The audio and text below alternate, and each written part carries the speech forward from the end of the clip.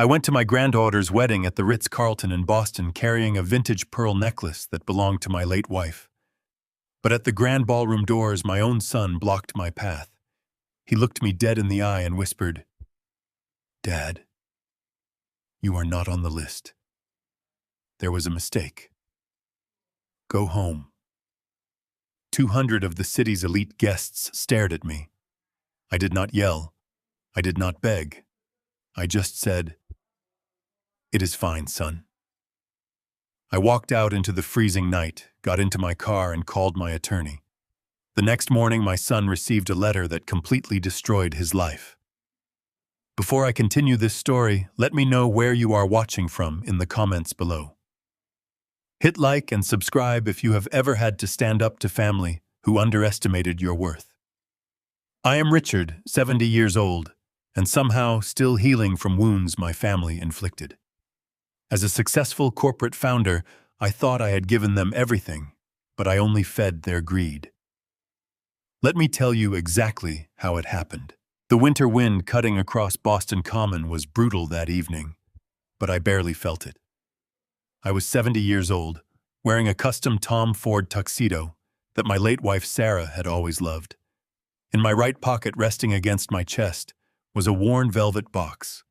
Inside it lay Sarah's vintage pearl necklace, the exact one she wore on our wedding day 45 years ago. I had been saving it for this very night to clasp it around the neck of my granddaughter Harper before she walked down the aisle. I stepped out of my Lincoln town car and handed the keys to the valet, taking a deep breath of the crisp December air. The Ritz Carlton lobby was a symphony of warmth and elegance. Soft piano music drifted through the air, mingling with the low hum of wealthy conversations and the clinking of crystal glasses. I walked toward the grand ballroom, feeling a profound sense of pride. I had spent 40 years building Mitchell Global Supply from a single rusted delivery truck into a global logistics empire. I sacrificed my youth, my sleep, and countless weekends just to ensure that my family would never know the sting of poverty. Tonight was supposed to be the culmination of all that hard work. I was going to watch my beautiful granddaughter marry the man she loved at an event that I had entirely funded. As I approached the carved mahogany doors of the ballroom, the heavy scent of imported white orchids filled the corridor. I smiled, recognizing the flowers. Then I saw him.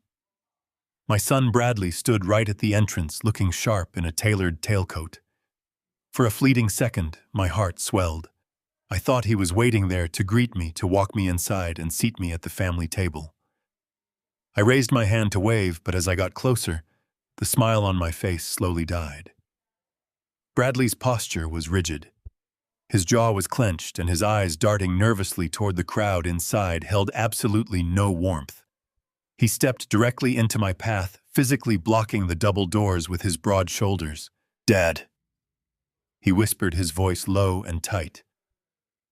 "What are you doing here?" The question threw me off balance. "What do you mean?" "What am I doing here, Bradley?" "I am here for Harper's wedding." I tapped my pocket. "I brought your mother's pearls for her." Bradley swallowed hard, glancing over his shoulder before turning back to me.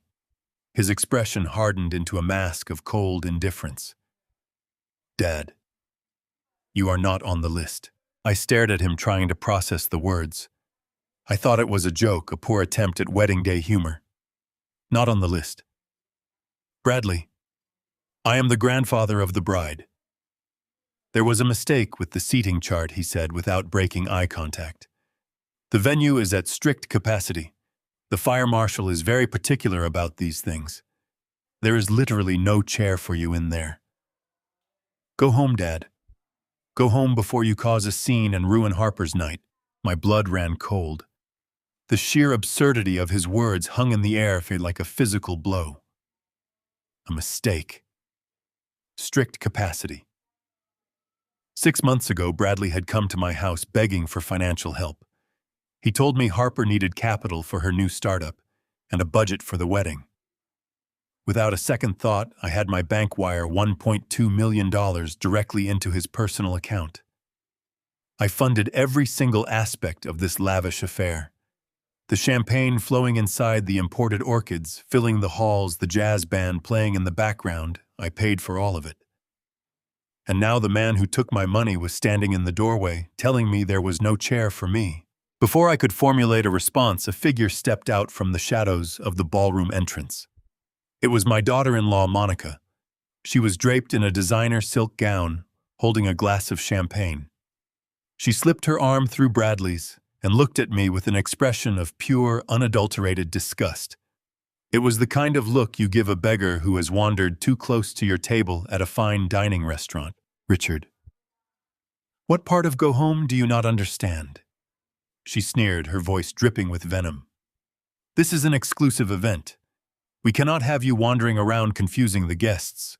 We have important people here tonight. I looked past her shoulder into the brightly lit ballroom. The doors were open wide enough for me to see the crowd. These were not just friends of the bride and groom. I recognized faces. I saw venture capitalists I used to negotiate with. I saw shipping magnates and former partners from Mitchell Global Supply. These were my peers, my colleagues, the elite circle of the Boston business world. And they were watching me.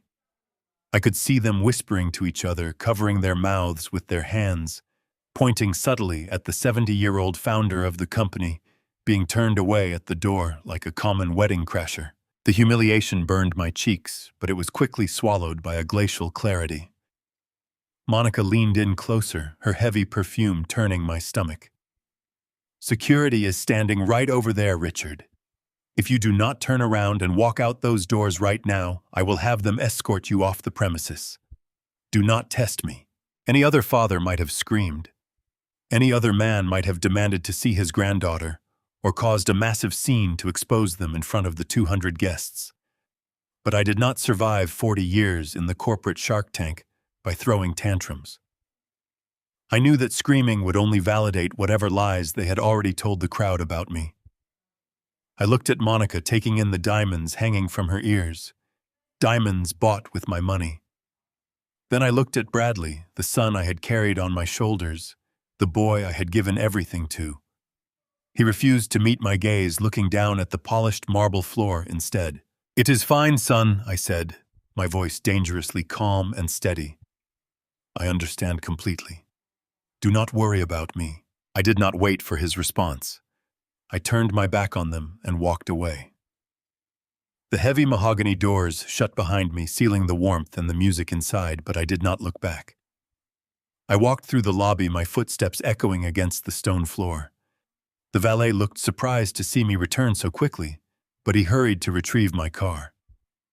When I stepped out into the freezing Boston night, the cold air hit my face like a splash of ice water, bringing me fully back to my senses. I slid into the quiet leather interior of my Lincoln Town Car. The silence of the cabin was deafening. I reached into my pocket and pulled out the velvet box, running my thumb over the worn fabric. They did not just reject me, they erased me. The pieces of the puzzle suddenly began clicking together in my mind. The lack of phone calls, the vague excuses, the sudden demand for cash 6 months ago. This was not a seating chart mistake. This was a calculated execution. I pulled out my cell phone. The clock on the dashboard read 7:30 p.m. I dialed the private number of Jonathan Pierce, my lead corporate attorney. He answered on the second ring. "Richard," he said, sounding surprised. "Should you not be giving a toast at the Ritz right now?" "Jonathan," I said, my voice void of any emotion. "Bradley just locked me out of the wedding." A heavy pause fell over the line. The seasoned lawyer knew exactly what that meant. "What do you need me to do, Richard?"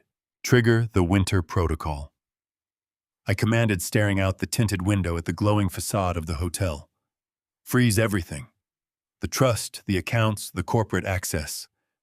I want every single dollar tied to that boy locked down by sunrise." "It is done, Richard," Jonathan replied, a dangerous edge entering his tone. "But you need to see the bank logs first thing tomorrow. They did not just spend the wedding money. They have been digging into the corporate vault." I ended the call and leaned my head back against the leather seat. They thought they had won. They thought they had humiliated a helpless old man. But tomorrow morning my son and his greedy wife were going to learn a very painful lesson. You do not lock the wolf out of the house when the wolf is the one who built it. I settled into the deep leather seat of my Lincoln town car. The heavy door closed with a solid thud, blocking out the biting Boston wind and the faint strains of jazz music spilling from the Ritz Carlton lobby. Inside the cabin it was completely silent, save for the low hum of the engine. My driver Martin glanced at me through the rearview mirror. His eyes carried a quiet concern. He had been driving me for over 15 years, and he knew the schedule perfectly well. He knew I was supposed to be walking Harper down the aisle right at this very moment. "Are you all right, Mr. Mitchell?" Martin asked, his voice gentle and respectful. I did not answer immediately. I took the velvet box containing Sarah's vintage pearl necklace out of my pocket and placed it carefully on the leather seat next to me. The pearls felt incredibly heavy now, as if they absorbed all the weight of the evening. I smoothed the lapels of my tuxedo and let out a long, measured breath. I was not angry. I was not devastated. A strange, absolute calm had settled over my mind like a fresh layer of frost. "I am perfectly fine, Martin," I said, keeping my voice entirely steady. "Drive me to Beacon Hill. Take the long way through the city." "Right away, sir," he replied, shifting the car into gear and pulling smoothly away from the curb. I watched the glowing facade of the hotel shrink in the side mirror. My son and my daughter-in-law were inside that golden box, drinking expensive champagne bought with my money, entertaining the elite circles of the city while tossing me into the cold. It was a flawless execution of disrespect. But it was not an emotional outburst. It was a calculated test. As the car glided through the illuminated streets of downtown Boston, I stared at the towering glass skyscrapers that defined the financial district. I had spent 40 years of my life conquering this city. Building Mitchell Global Supply from a single rusting delivery truck into a multi-million-dollar international logistics empire was not a matter of luck. It took 4 decades of ruthless negotiations, sleepless nights, and a relentless drive to succeed. I sacrificed my own youth so that my family would never have to experience the suffocating grip of poverty that I grew up with. I remembered the early days when Sarah and I lived in a cramped one-bedroom apartment. I remembered working consecutive night shifts, loading pallets with my own bleeding hands, while Bradley slept safely in his crib. I paid for his elite private schools, his Ivy League education, his sports cars, and his luxury vacations. I gave him a life completely insulated from hardship. I built a fortress of wealth around him, hoping it would make him a strong, secure man. Instead, it made him incredibly weak and dangerously greedy. Looking out at the harbor lights reflecting on the dark water, I realized the bitter truth. The incident at the ballroom doors was not a sudden misunderstanding about a seating chart or a strict fire marshal capacity limit.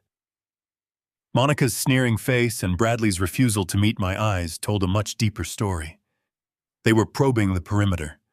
They were testing the fences to see if the old man was finally too weak, too tired, or too senile to fight back. They thought my grief over losing Sarah had softened my spine. They assumed I would just go home, cry quietly into my whiskey, and accept my forced retirement from the family hierarchy. They calculated that I would avoid a public scandal at all costs. They were right about the scandal. I despise public theatrics, but they were fundamentally wrong about my willingness to surrender. You do not survive 40 years in the global shipping industry by turning the other cheek when someone tries to cut your throat. I reached into my breast pocket and pulled out my cell phone. I did not shed a single tear. There was no room for sorrow when survival was on the line. I scrolled to the private number of Jonathan Pierce. Jonathan was not just a corporate attorney. He was a legal predator, a man who navigated the treacherous waters of corporate law with the precision of a surgeon and the ruthlessness of a mercenary. He had been my closest advisor for 2 decades. The phone rang exactly twice before he answered. Richard Jonathan said, his deep voice carrying a note of genuine surprise. "I was expecting to hear from you tomorrow. Should you not be giving the patriarch's speech at the reception right now?" I kept my eyes fixed on the passing streetlights. Jonathan. Bradley locked me out of the wedding. He stopped me at the doors and told me I was not on the list. The silence on the other end of the line was absolute. Jonathan knew the exact power dynamics of my family.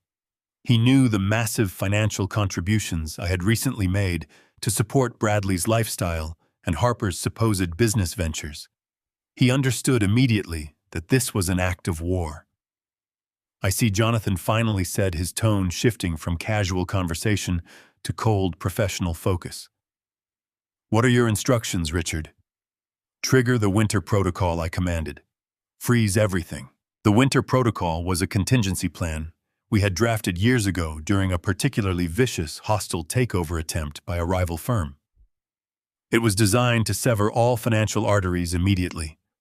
Executing it meant freezing every trust account, every shared corporate credit line, and every piece of collateral tied to the Mitchell estate. It meant shutting off the lifeblood of Bradley's luxurious existence in a matter of seconds. "I want the trust frozen." I continued, my voice echoing softly in the quiet car. "I want the shared company cards deactivated. I want the escrow account, where I deposited the $1.2 million, placed under an immediate administrative lock. If he tries to buy a pack of gum tomorrow morning, I want his card declined. He wants me out of his life. He can start by paying for his own." I could hear the rapid clicking of a keyboard on Jonathan's end of the line. Even on a Saturday night, he was sitting in his home office, ready to mobilize our defense. "Consider it done, Richard," Jonathan said. "I am submitting the electronic freeze requests to the primary financial institutions right now. The blackout will be fully effective before midnight. I will draft the notices," Jonathan assured me. But he did not hang up. I heard him take a slow, heavy breath. "Richard," he said, his voice dropping an octave, "while I have the banking portal open, I am looking at the transaction logs for the primary corporate holding accounts. It is done, Richard. The protocol is active. But you need to come to my office tomorrow morning. You must see these bank logs with your own eyes. They did not just spend the wedding money, Richard. They have actually been digging deep into the main corporate vault now. We have to act right now before the sunrise." I ended the call with Jonathan and instructed Martin to pull up to my Beacon Hill residence. The wrought iron gates swung open silently, welcoming me into a home that suddenly felt too large and too empty. I stepped out of the car, thanked Martin for his loyalty, and walked through the heavy oak front doors. The house was completely dark, save for the ambient moonlight filtering through the tall windows. I did not bother turning on the main lights. I walked straight down the hallway and entered my home office. The rich scent of aged leather and mahogany usually brought me comfort, but tonight it offered no solace. I began to pace the length of the Persian rug, the rhythmic sound of my footsteps echoing against the walls lined with decades of corporate awards and framed newspaper clippings. My mind was racing, trying to untangle the web of deception that had just ensnared me. How did a man who spent 40 years anticipating the treacherous maneuvers of global competitors miss a betrayal taking root inside his own family? The answer was painful but simple. I had taken off my armor around my own blood. I allowed myself to be a father instead of a chief executive officer. It started exactly 6 months ago, right here in this very room. The memory played in my mind with agonizing clarity. I was sitting at my desk reviewing quarterly projections when the doors flew open. Bradley stormed in, his face flushed, and his tie loosened, a perfect portrait of a man on the edge of a total breakdown.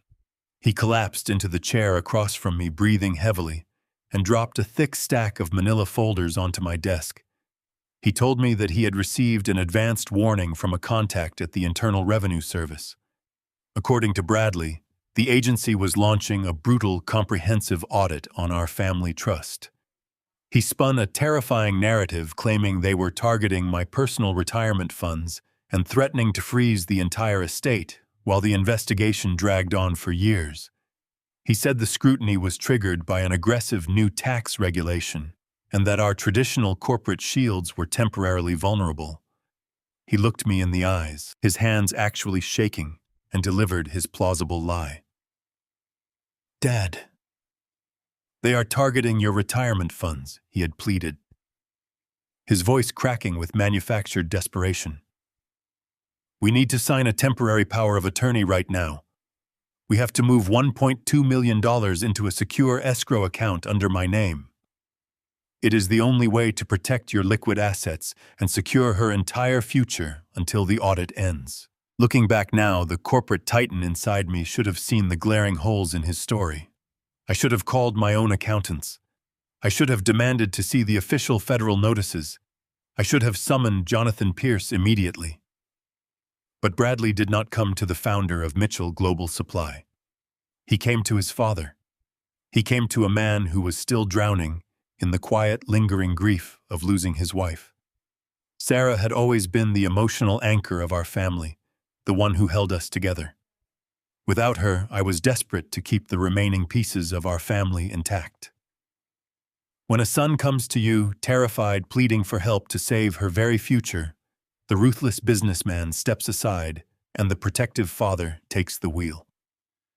I signed the documents because my fundamental instinct was to shield my boy from a crisis. I wanted to absorb his panic. I wanted to fix the problem just as I had fixed every other problem in his life since he was a child. I believed I was placing a protective wall around our family wealth, unaware that I was actually handing him the keys to the vault. I authorized the transfer of $1.2 million, believing it was going to a safe harbor. I stopped pacing. The heavy silence of the office snapped me back to the present moment. The chill of the Boston night seemed to seep through the window panes, creeping into my bones. Bradley had used my protective instinct as a weapon against me. He had weaponized my love for Harper and my grief for Sarah to orchestrate a massive financial extraction. But the game was not over. If Jonathan was right about the bank logs, the rabbit hole was much deeper than a stolen wedding fund. I walked around the massive desk and sat in my high-backed leather chair. I woke up my laptop. The screen cast a harsh blue glow across the darkened room. I logged into my encrypted personal server, navigating through layers of security protocols to access my digital archives. I needed to see the document that had started this entire nightmare. I needed to scrutinize the temporary power of attorney that I had signed 6 months ago. My fingers moved rapidly across the keyboard, opening the scanned file. The document appeared on the screen, bearing my bold signature at the bottom of the final page. I zoomed in on the fine print, my eyes scanning the legal jargon with the cold precision of a predator hunting for a blood trail. Bradley had rushed me through the signing process, pointing only to the signature lines, claiming time was of the essence. Now isolated in the silence of my office, I read every single word. I scrolled down to the notary acknowledgement section. My eyes locked onto the circular stamp pressed into the bottom corner. A chilling realization hit me like a physical blow to the chest. The notary seal on the document was not from Pearson and Associates, the prestigious corporate law firm that had handled the Mitchell family affairs for nearly 3 decades. The name on the seal belonged to an entity called Apex Fiduciary Solutions. It was a generic name, the kind of name designed to sound legitimate, while revealing absolutely nothing. I opened a new browser tab and ran a quick search on the registry of corporate entities. My suspicion was confirmed in seconds. Apex Fiduciary Solutions was not a law firm. It was not a registered financial institution. It was a shell company incorporated in Delaware just 3 days before Bradley had stormed into my office with his fabricated audit story. He had not just panicked and made a mistake. He had premeditated the entire extraction. He had set up a dummy corporation, manufactured a fake federal crisis, and brought in a fraudulent notary to legitimize the theft of my assets. He had been planning to drain me dry long before he ever stood at the doors of the Ritz Carlton. Every single detail of his panic had been carefully rehearsed to bypass my natural corporate defenses. He played me for a fool, banking on my paternal love to blind me to his immense betrayal.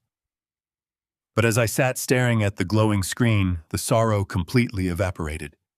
It was instantly replaced by a cold, calculating wrath. The father who had indulged him was officially dead. The CEO was back, and I was going to war. I told Jonathan I would be at his office by 5 in the morning, and ended the call. Placing my phone on the polished mahogany desk, I leaned back in my leather chair. The silence of the house pressed against my ears like a physical weight. Digging deep into the main corporate vault, those words spoken by my attorney echoed continuously through my mind. They were not just content taking the $1.2 million I had transferred for my granddaughter's future. They were systematically dismantling the financial foundations of Mitchell Global Supply. My son was actively raiding the empire I built. I closed my eyes and let out a long, measured breath. The initial shock was beginning to fade away completely, replaced by a cold, analytical clarity. I needed to map out how they managed to orchestrate such a massive deception right under my nose. I was a man who noticed everything. In business, a misplaced decimal point or a slight hesitation in a vendor's voice would trigger my suspicion. Yet I completely missed a multi-million-dollar heist executed by my own flesh and blood. How did they blind me so effectively? I opened my eyes and looked at the framed photograph of Sarah resting on the corner of my desk. Her warm, confident smile stared back at me. That was the answer. They had used her. They had weaponized my grief and my age to construct a perfect psychological cage around me. The emotional manipulation was far more insidious than the financial theft.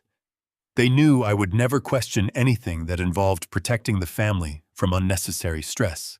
The second massive lie clicked into place with sickening precision.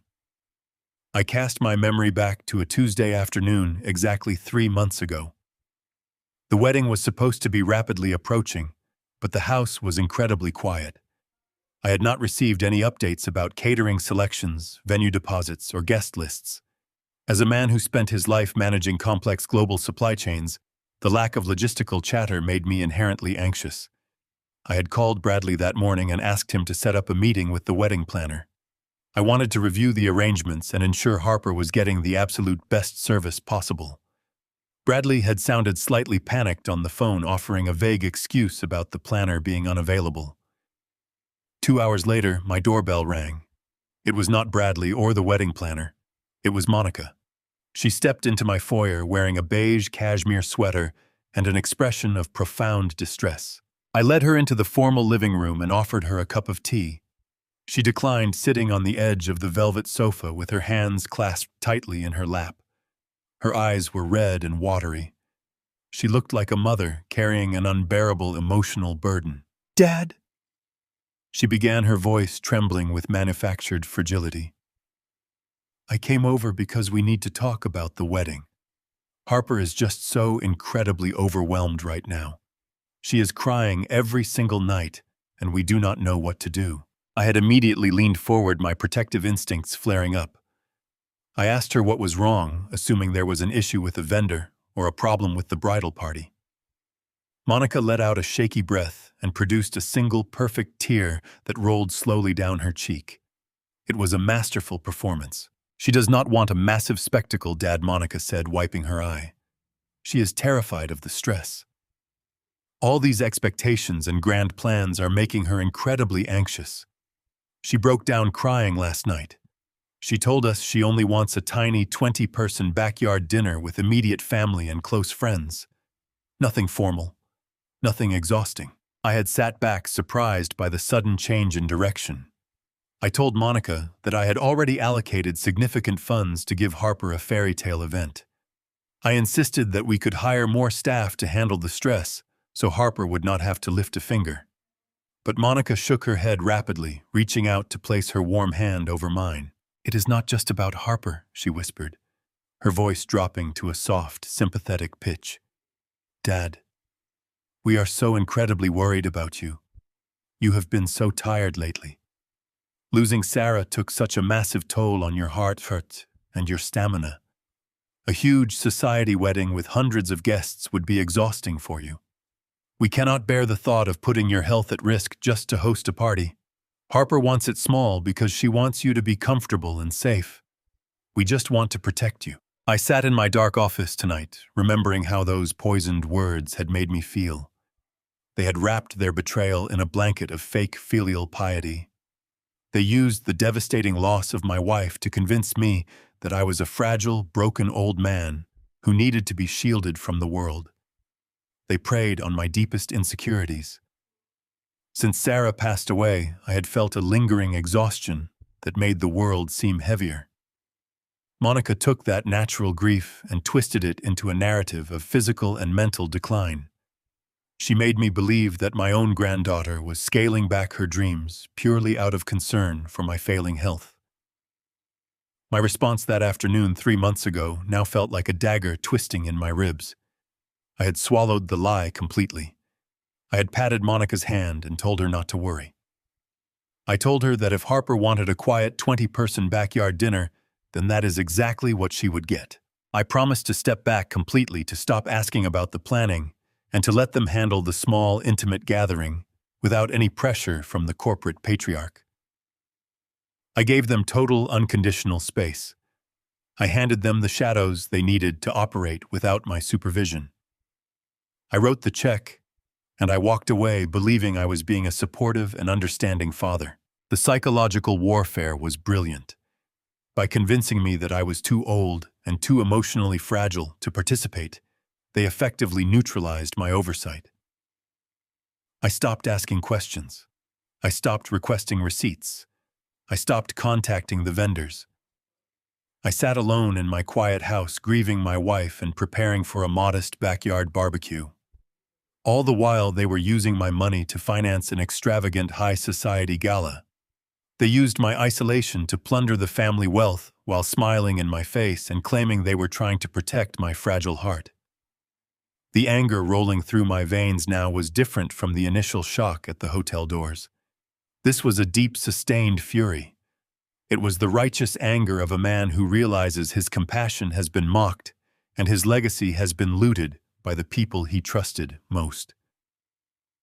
I stood up from my desk and walked over to the tall windows looking out over the moonlit cobblestone streets of Beacon Hill. The pieces of their elaborate facade were crumbling one by one. The timeline was undeniably clear. They secured the $1.2 million under the guise of a federal audit panic. Then they deployed Monica to feed me the lie about the tiny 20-person dinner, ensuring I would never show up to inspect the actual preparations. They built a massive wall of deception to keep me completely in the dark. I had spent months picturing a simple gathering with paper plates and string lights in their backyard. I had even purchased a new casual suit to match the laid-back atmosphere they described so vividly. I had prepared a beautiful, heartfelt speech about the beauty of intimate family moments and the joy of simple love. I had trusted them completely to protect her heart. I believed they were shielding a young woman from the crushing weight of societal expectations. I genuinely thought they were being good parents. Instead, they were using her most sacred day as a massive financial smokescreen for their own corporate espionage. They took the purity of her marriage and absolutely stained it with their unrelenting greed. Every single smile they flashed me was a carefully calculated distraction. Every sympathetic touch was a deliberate misdirection meant to keep me completely blind to their true actions and their ultimate goal. But a burning question remained hovering in the quiet air of my office. It gnawed persistently at the very edges of my analytical mind, demanding to be answered immediately. I turned the painful events of the evening over and over, trying desperately to reconcile the conflicting realities. I had literally just returned from the Ritz Carlton Hotel in downtown Boston. I had stood in front of the heavy grand ballroom doors. I had seen the hundreds of wealthy guests mingling under massive crystal chandeliers. I had smelled the thousands of dollars worth of imported floral arrangements. I had witnessed a spectacle of absolute opulence funded entirely by my own stolen money. I stared at my reflection in the dark window glass, my jaw set in stone. If the wedding was truly supposed to be a tiny 20-person backyard dinner designed to protect my fragile health, then why was I just locked out of a 200-guest black tie gala at the Ritz Carlton? The immediate answer to that very specific question brought a secondary, highly sinister realization crashing down upon me. As I sat in the dim light of my office, my mind began to retrace the timeline of the past few months. I had been focused on the financial manipulation, the forged documents, and the missing $1.2 million. But a far more painful detail suddenly gripped my chest. When was the last time I had actually spoken directly to my granddaughter? I mentally scanned through my recent memories, trying to pinpoint the sound of Harper's voice. The result made my stomach turn. It had been nearly 3 full months since I had a direct conversation with her. Every single attempt I ever made to reach out to her had been flawlessly intercepted. Whenever I actually called Harper, her cell phone would ring endlessly before clicking directly to voicemail. Almost immediately after leaving a message, my phone would buzz with an incoming call from Monica. She always had a perfectly reasonable excuse ready. "Dad, Harper is so sorry she missed your call," Monica would say, her tone dripping with manufactured warmth. "She is in Europe for a startup retreat. The time difference is brutal, and she is in back-to-back meetings."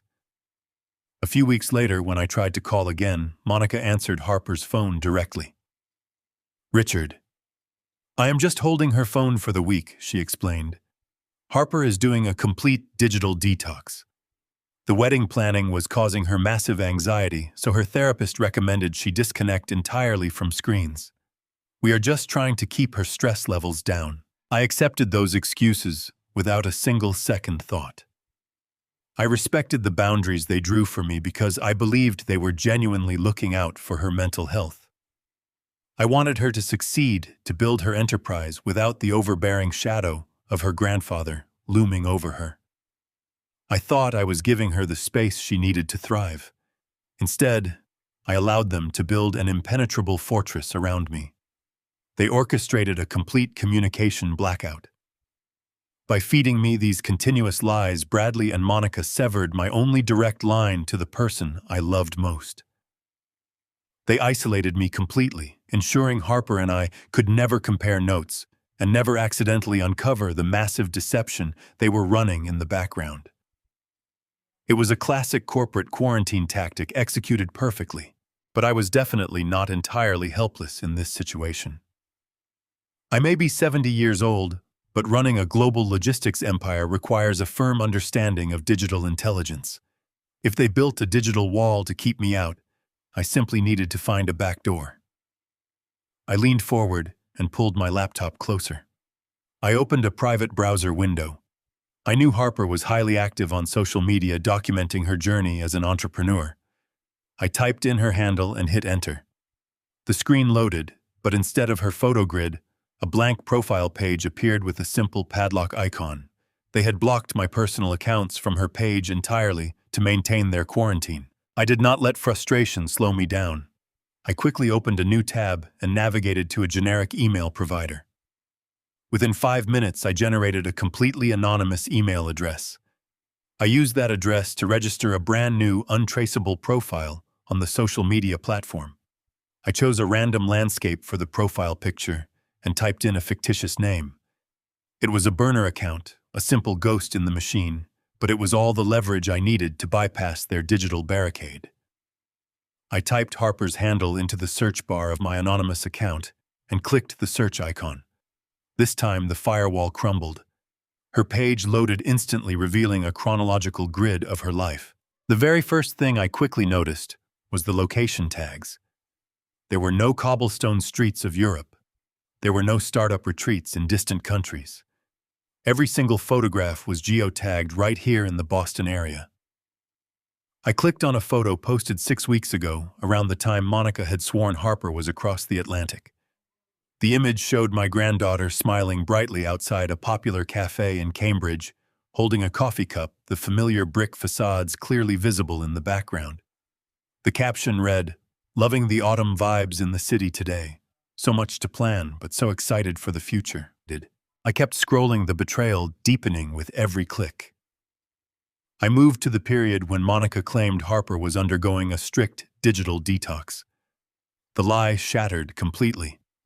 During that exact 2-week window, Harper had posted nearly every single day. There were pictures of cake tastings, dress fittings, and floral arrangements. She was not disconnected from screens. She was highly active, deeply engaged in planning the very wedding I was paying for. but from which I had been excluded.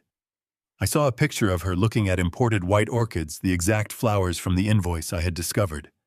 She was right here in the city, fully connected, while her parents kept me isolated. The sheer scale of the manipulation was breathtaking. They had managed two entirely separate realities with flawless execution. To Harper, they painted a picture of a busy, successful wedding preparation.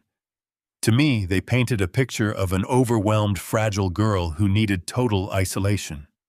They stood right in the absolute middle, perfectly controlling the entire flow of information, hoarding the money, and ensuring the two sides never met. As I scrolled closer to the present day, searching desperately for any mention of the wedding itself, the anger I felt began to morph into a chilling sense of dread. I reached the most recent posts uploaded in the last 48 hours. There were beautiful shots of the rehearsal dinner, images of her smiling bridesmaids, and a video of Bradley giving a toast. But it was the post from yesterday afternoon, less than 24 hours before I stood in my tuxedo at the doors of the Ritz Carlton, that made the blood run cold in my veins. It was a candid photograph of Harper sitting alone by a window, looking softly into the distance. The caption below the picture read, "So incredibly sad that Grandpa is too sick to make it to my big day tomorrow. He is fighting so hard, and I am praying for his recovery every minute. I love you, Grandpa. I know you will be there in spirit. Sick. Praying for his recovery. Fighting so hard." The words burned into my retinas. I am 70 years old, but I am in peak physical condition. I run 3 miles every morning without fail. I manage a global corporate portfolio with absolute precision. I am not sick. I am not fighting for my recovery. I stared at the bright screen, my breath catching in my throat, as the true, horrifying depth of their deception finally revealed itself in full. What exactly did my son and daughter-in-law tell my innocent granddaughter? The horrifying question hung in the quiet air of my office like a physical weight pressing down on my chest. What exactly did my son and daughter-in-law tell my innocent granddaughter to explain my absence?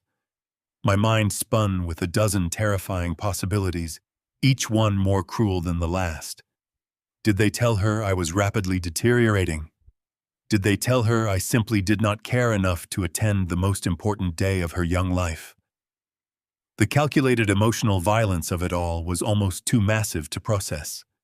I could easily imagine Harper standing in her white dress, looking toward the heavy wooden doors of the ballroom, waiting for a grandfather who was never going to arrive. But I could not afford to sit there paralyzed by my own sorrow. Grief is a luxury reserved for the victorious, and right now I was standing in the middle of an active war zone. I needed absolute, undeniable proof of their financial movements, and I needed it immediately. Bradley arrogantly believed he had completely severed my digital access to the family wealth. He thought he had efficiently locked me out of the modern banking portals, the sleek new financial applications, and the shared trust dashboards we had established over the past decade. But my son severely underestimated the institutional knowledge of a man who built a global empire with his own 2 hands. He forgot about the architectural foundations of Mitchell Global Supply. He forgot about the legacy servers. Back in the late 90s, when Sarah and I first digitized our corporate infrastructure, we had created a master administrative email account. It was a digital failsafe, an archaic master key designed to automatically receive blind carbon copies of major vendor contracts and high-level financial approvals tied to the original corporate trust architecture. We had not actively used that specific server interface in over 15 years. Bradley, being of a generation that relies entirely on cloud-based convenience, never even knew the ghost server existed. I leaned forward and opened a secure terminal on my laptop. I typed in the ancient web address, my fingers moving across the keyboard strictly from ingrained muscle memory. I entered the complex alphanumeric password that I had memorized 2 decades ago. The screen blinked black for a fraction of a second before loading a painfully outdated gray interface. It felt like stepping into a digital graveyard, but the system was fully functional. I clicked on the master administrative inbox. My heart hammered against my ribs as endless lines of automated text began to populate the screen. There were tens of thousands of unread automated logs, but I did not need to endlessly scroll through all of them. I typed a few highly specific keywords into the search bar. Ritz Carlton, wedding, Bradley, escrow. The old system churned for a few agonizing seconds, the processing icon spinning slowly. Then a single forwarded email appeared at the very top of the list. It was an automated receipt generated by a primary vendor and routed through our old trust approval matrix simply because Bradley had foolishly used the original routing numbers linked to the escrow account he had pressured me to fund. I clicked on the message and a high-resolution document opened on my screen. It was an official invoice from an extremely exclusive luxury florist located in the wealthiest shopping district of Boston. I stared intently at the bold black numbers printed at the bottom of the page. The total amount billed for a single evening was exactly $45,000. I leaned back in my heavy leather chair and let out a harsh, completely humorless laugh that echoed against the silent walls of my office. $45,000. The itemized list detailed hundreds of imported white orchids, cascading floral ceiling arches, and custom silver table centerpieces designed for a massive ballroom. The sheer, unadulterated audacity of their lie was absolutely staggering. Just 3 months ago, Monica had sat on the edge of my velvet sofa, wiping away those delicate, perfectly timed tears. She had sworn to my face that Harper was suffering from crippling social anxiety. She had painted a remarkably vivid picture of a tiny 20-person backyard dinner with simple paper plates and rustic string lights. She had looked me dead in the eyes and weaponized my protective concern for my granddaughter, just to keep me safely locked away in my house. But you absolutely do not spend $45,000 on imported white orchids for a quiet family barbecue. You spend that kind of aggressive money when you are decorating a grand luxury ballroom to impress the most powerful and wealthy people in the city. The plausible lie they had constructed was completely annihilated in an instant. The delicate narrative they had carefully spoon-fed me to keep me isolated was nothing but a cheap theatrical production. My gut feeling, that restless, primal instinct that had kept me alive in the ruthless corporate world for 40 long years, had been entirely correct. The $1.2 million I had wired into Bradley's account was never intended to protect my assets from a fabricated federal audit. It was never intended to fund Harper's new business venture or give her a modest start in life. It was a massive, systematic extraction of my wealth right under my trusting nose. They had stolen my life savings to throw the social event of the decade, all while painting me to the outside world as a fragile, senile old man who was too sick and confused to even walk out of his front door. I looked back at the glowing screen, tracing the line items on the floral invoice with a growing sense of dangerous clarity. My eyes scanned past the ridiculous, exorbitant charges for crystal vases and decorative silk drapery. I scrolled down to the billing details section at the very bottom of the document. I needed to see exactly how Bradley had routed the massive payment to the florist. As I read the typed address, my breath suddenly caught in my throat. The cold logic of the situation fractured, revealing a truth far more terrifying and dangerous than simple vanity or typical greed. The billing address listed on the $45,000 floral invoice did not belong to the Ritz Carlton Hotel. It did not belong to Bradley and Monica's sprawling estate in the suburbs. It did not even belong to the dummy shell company they had used to secure the fraudulent power of attorney from me. The address, printed in crisp black ink, was located on State Street, right in the beating heart of the Boston financial district. It was an address I recognized instantly from my decades of corporate warfare. It belonged to an elite, highly aggressive venture capital firm known globally for executing hostile takeovers and ruthlessly liquidating legacy companies. They were absolute predators who fed on vulnerable family businesses without any mercy. Why in the world was my own flesh and blood son routing a massive wedding floral invoice through a ruthless venture capital firm that specialized exclusively in destroying corporate empires? The question hung in the cold air of my office like a guillotine waiting to drop. Venture capital firms of that aggressive nature do not care about imported orchids or luxury weddings. They care about hostile takeovers. They care about liquidating assets and dismantling legacy companies piece by piece. Mitchell Global Supply was a privately held fortress. I held the absolute controlling interest. There was only one possible way a predatory firm could ever get their hands on my company. They would need the controlling shareholder to willingly step down, or they would need the controlling shareholder to be declared legally incompetent to manage his own affairs. That single terrifying thought was the master key that finally unlocked a deeply unsettling memory from just 2 weeks ago. The pieces of their sinister puzzle began colliding in my mind with brutal force. I leaned away from the glowing laptop screen as the memory washed over me so vivid and chilling that it made my pulse pound heavily against my temples. 2 weeks ago, Bradley had come over to the house for what I thought was a routine Sunday morning coffee. Monica was with him, hovering nearby with that same cloying, manufactured concern she had weaponized so effectively. They sat me down at the kitchen island, and Bradley placed his hand over mine. He had looked at me with an expression of profound, agonizing worry.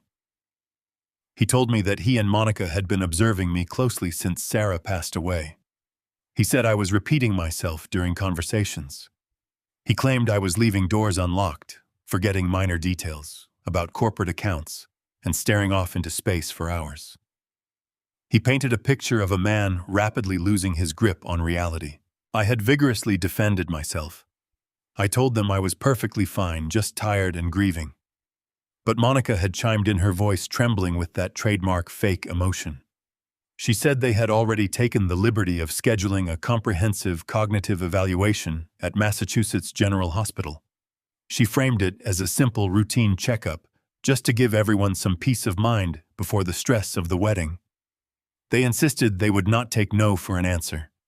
They cornered me with their faux love, making me feel like a stubborn, aging burden if I refused to comply with their wishes, so I went. I sat in the sterile, brightly lit examination room at Mass General while a highly respected neurologist ran me through a battery of extensive cognitive tests. I answered memory prompts, solved complex spatial reasoning puzzles, and discussed my daily routine in granular detail. Bradley and Monica waited out in the corridor, supposedly wringing their hands with anxiety over my declining mental state. After nearly 2 hours of rigorous testing, the neurologist smiled warmly and handed me my file. He told me that my cognitive function was completely flawless. He said my mind was as sharp as a man half my age, and my memory retention was in the highest possible percentile. He assured me there was absolutely zero evidence of dementia, Alzheimer's, or any other cognitive decline. I had felt a massive wave of relief wash over me. I thanked the doctor, gathered my coat, and walked out into the corridor to share the wonderful news with my son and daughter-in-law. I expected to see tears of joy. I expected a tight embrace and a heavy sigh of collective relief from the family that claimed to be so desperately worried about my health. But as I stepped out of the examination room, I did not immediately call out to them. I caught their reflection in the heavy glass door of the adjacent clinic. They were standing near the elevator bank, whispering furiously to each other. They had not seen me approach.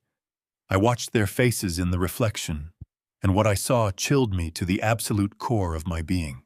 There was no relief on Bradley's face. There was pure, unadulterated fury.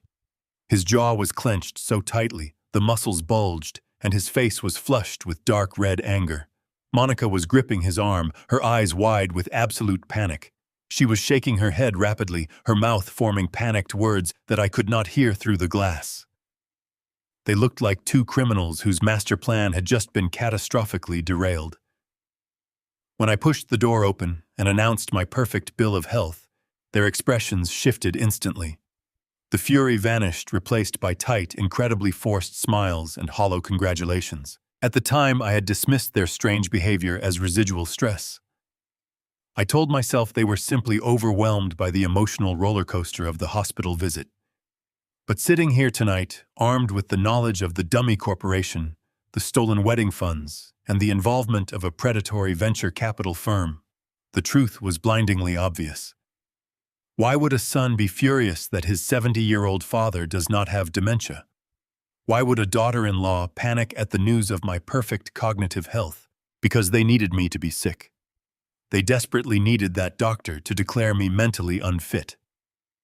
If I had failed that cognitive exam, Bradley would have used the fraudulent power of attorney he tricked me into signing to seize immediate total control of Mitchell Global Supply. He would have used my medical diagnosis to bypass the board of directors and hand the keys of my empire directly to the venture capital firm on State Street. The $1.2 million was just the down payment for their corporate treason. The fake backyard dinner was designed to keep me isolated while they finalized the hostile takeover behind my back. They were trying to medically and legally erase me. My hands were shaking not from fear, but from a towering righteous rage. I turned my attention back to the laptop. If they were willing to go to such extreme lengths to manufacture a diagnosis, they would not have stopped after one failed hospital visit. They would have looked for another angle, another weakness to exploit in my medical history. I opened a new browser tab and navigated directly to the secure patient portal for my primary healthcare provider. I typed in my credentials, bypassed the two-factor authentication on my phone, and accessed my private medical dashboard. The portal contained decades of my medical history, including the intense grief counseling sessions I had attended immediately after Sarah died. Those sessions were highly confidential, documenting my deepest moments of vulnerability and depression. I navigated away from the main health summary and clicked on the Security and Access Log tab at the bottom of the screen. The system generated a detailed list showing every single time my medical records had been accessed, requested, or viewed. I scrolled past my own recent logins and the authorized access stamps from my primary care physician. Then my eyes locked onto a cluster of unauthorized activity from 3 days ago. There were 3 distinct aggressive attempts to bypass the security firewall and download my complete psychiatric evaluation records. The system had blocked the downloads and logged the source of the intrusion. I highlighted the numeric IP address listed next to the failed attempts. I quickly ran the numbers through a basic network tracing tool. The physical location attached to the IP address populated on the screen in bright red text. It did not originate from a hospital. It did not originate from an insurance company. It originated from the exact residential network hub registered to Bradley and Monica's sprawling suburban home. The digital footprint staring back at me from the bright monitor was the final absolute confirmation I needed. My own son and daughter-in-law had not only stolen my money, but were actively trying to steal my sovereignty. They were methodically building a false paper trail to strip me of my rights and my freedom. I sat in the silence of my office as the darkness gave way to morning. I felt no fatigue. My adrenaline was a cold, calculated fuel. Decades ago, when a corporate competitor tried to bankrupt me, I did not react with rage. I let them believe they were winning while I bought their supply chain from underneath them. I needed that strategy now. I could not just confront them. If they knew I was aware of their conspiracy, they would accelerate their sinister timeline. They had proven they were capable of manufacturing a crisis. I needed to give them a false sense of absolute victory so they would drop their guard completely. I walked into the adjoining bathroom and splashed cold water on my face. Looking in the mirror, I practiced the posture of the fragile man they desperately wanted me to be. I let my shoulders slump. I softened my eyes, allowing a vacant, lost expressions to settle over my features. I cleared my throat, making it sound raspy and weak. I was 70, and although I ran 3 miles every day, I knew how to mimic frailty. I walked back into the office and picked up my phone. It was past 8 in the morning. Bradley and Monica would be waking up with champagne hangovers basking in the glow of their stolen triumph. I took one final deep breath to steady my racing heart and tapped my son's name on the glass screen. The phone rang 3 times before it connected. "Hello," Bradley answered, his voice sounding groggy and slightly guarded. He was bracing himself for an angry confrontation about the Ritz Carlton doors. I did not give him the chance to play defense. I let out a long, trembling sigh and made my voice sound incredibly small and disoriented. Son, I whispered, injecting a note of desperate panic into my tone. Son, is that you? I am confused. Did the wedding happen already? I think I sat down after dinner last night and just fell asleep. Did I miss Harper's big day? There was a sharp, stunned silence on the other end of the line. I could hear his mental gears grinding. He had been preparing for a furious corporate titan demanding answers about hotel security. Instead, he was getting a pathetic, senile old man who did not even remember leaving his house. I squeezed my eyes shut and forced my voice to crack. I am so sorry, Bradley. I continued, sounding absolutely heartbroken and utterly defeated. I laid out my suit, but I just felt so tired. My head has been so foggy lately. Please tell me I did not ruin the small backyard dinner. When Bradley finally spoke, the defensive tension was completely gone from his voice. It was instantly replaced by a thick, syrupy layer of pure condescension. Oh, Dad, he sighed, sounding exactly like a parent talking to a toddler. It is completely fine. We were wondering where you were, but Monica said you were probably exhausted from all the grief. You have been so confused lately. I gripped the edge of my desk so hard my knuckles turned white, but I kept my voice perfectly pathetic. Was it beautiful? I asked weakly. Did she have a quiet time in the backyard? It was perfect, Dad, Bradley replied, his lie slipping effortlessly through his teeth. Just 20 people. Very simple, very quiet. Harper wore a cotton dress and we had a family barbecue. She missed you, of course, but she understood. We all know you are not yourself these days. You need to rest. You need to stop worrying about anything complex or stressful. I wanted to scream. I wanted to tell him about the $45,000 floral invoice and the 200 guests dancing under crystal chandeliers while I sat alone in the dark. I wanted to rip the phone apart, but I played the senile fool exactly as they needed me to. I am just so tired, son, I murmured, letting my voice trail off into a weak, fragile whisper. I do not know what is wrong with my old memory. I feel like I am losing my mind. Thank you for understanding. Thank you for taking care of everything for me. Do not worry about a single thing, Dad Bradley said, his tone swelling with arrogant pride. Monica and I have everything completely under control. You just stay in the house and rest. We will come by and see you in a few days to sort out your new schedule. Just relax. I thanked him profusely, apologizing for my failing memory before saying goodbye. I waited for the distinct electronic click of the call disconnecting, but the click never came. Bradley, in his hungover state, had pulled the phone away from his ear, but had failed to press the red button to end the call properly. The line remained open. I stood frozen in my home office, barely daring to breathe, as the background noises of his master bedroom drifted through the tiny speaker. I heard the rustle of expensive silk sheets and the soft, heavy thud of the cell phone being tossed onto a wooden nightstand. Then I heard Monica's voice, muffled but perfectly clear. Was that him? She asked, her tone sharp and alert. Was he furious about the security guards last night? I pressed the phone tighter against my ear. Bradley let out a cruel, booming laugh that sent a shiver of absolute physical disgust straight down my spine. Furious. Bradley scoffed, his voice dripping with victorious, utter contempt. He does not even remember going to the hotel. He thinks he fell asleep in his reading chair and missed a simple backyard barbecue. I told you the isolation would break him down. He was crying, apologizing for his bad memory. He is completely lost. There was a brief, agonizing pause, and then Monica let out a deeply satisfied sigh. It is perfect, she said smoothly.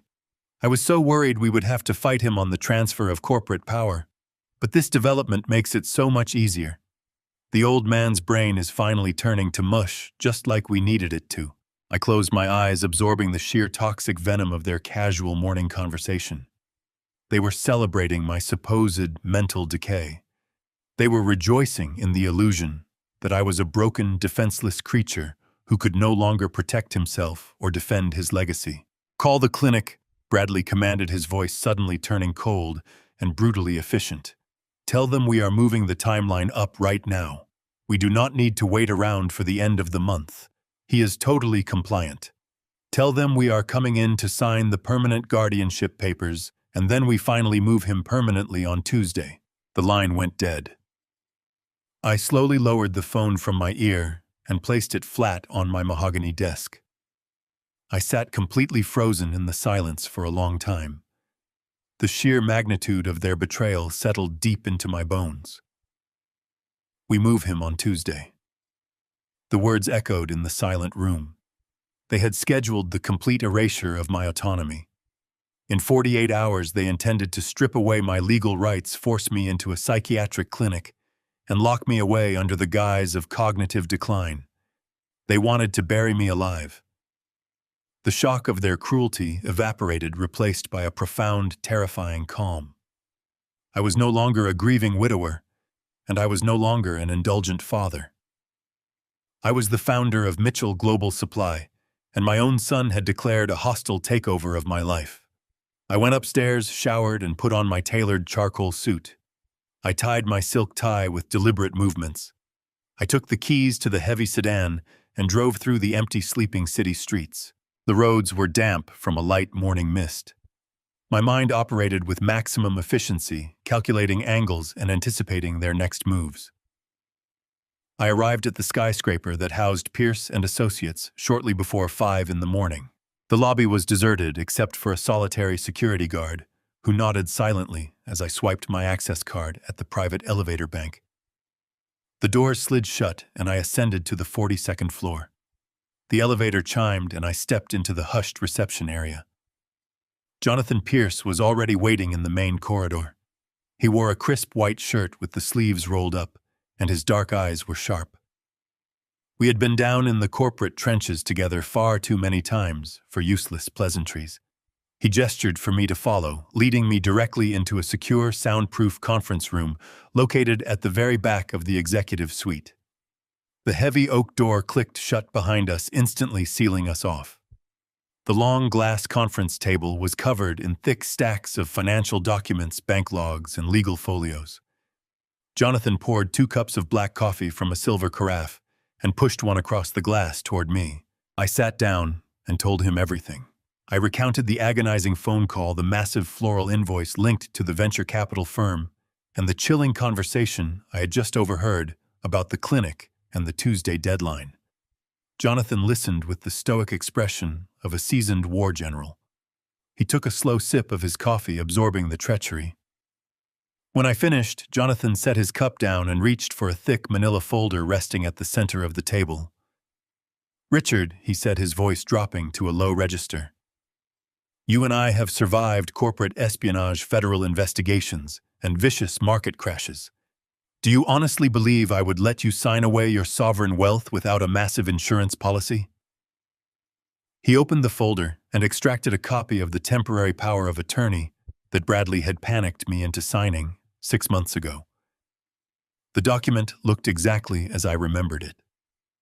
Jonathan flipped past the first dozen pages until he reached page 48. He smoothed the paper flat against the table and pointed to a dense paragraph buried deep within the complex legal architecture. "When Bradley brought this document into your office," Jonathan explained, speaking with surgical precision, "he thought he was incredibly clever. He assumed he could rush you into signing a blanket authorization by playing on your paternal instincts. But your son completely failed to realize that our firm drafts every single piece of family estate paperwork with interlocking contingency clauses. I embedded a specific poison pill right here in subsection 9. I leaned forward, scanning the text. The legal jargon was dense, but Jonathan translated it swiftly.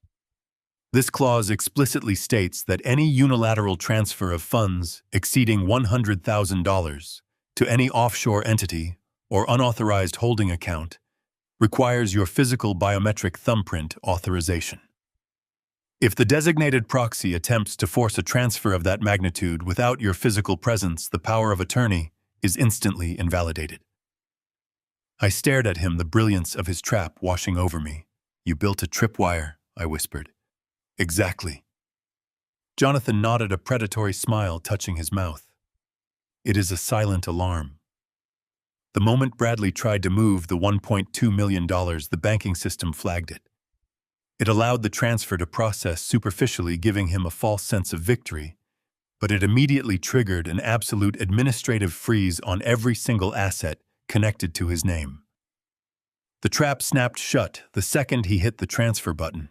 "He thinks he won," I said, the cold reality settling in. "He thinks he has the power to declare me incompetent by Tuesday because he believes the document is active." Jonathan nodded. "He is operating under a shattered illusion. The document is void. He has absolutely no legal authority over your health, your estate, or your corporate holdings. He cannot move you to a clinic, and he cannot touch your shares. The power of attorney self-destructed the moment he tried to steal the money. We gave him enough rope to hang himself, and he sprinted straight for the gallows." We sat in silence for a moment. My son had walked right into our trap, blinded by his own arrogance.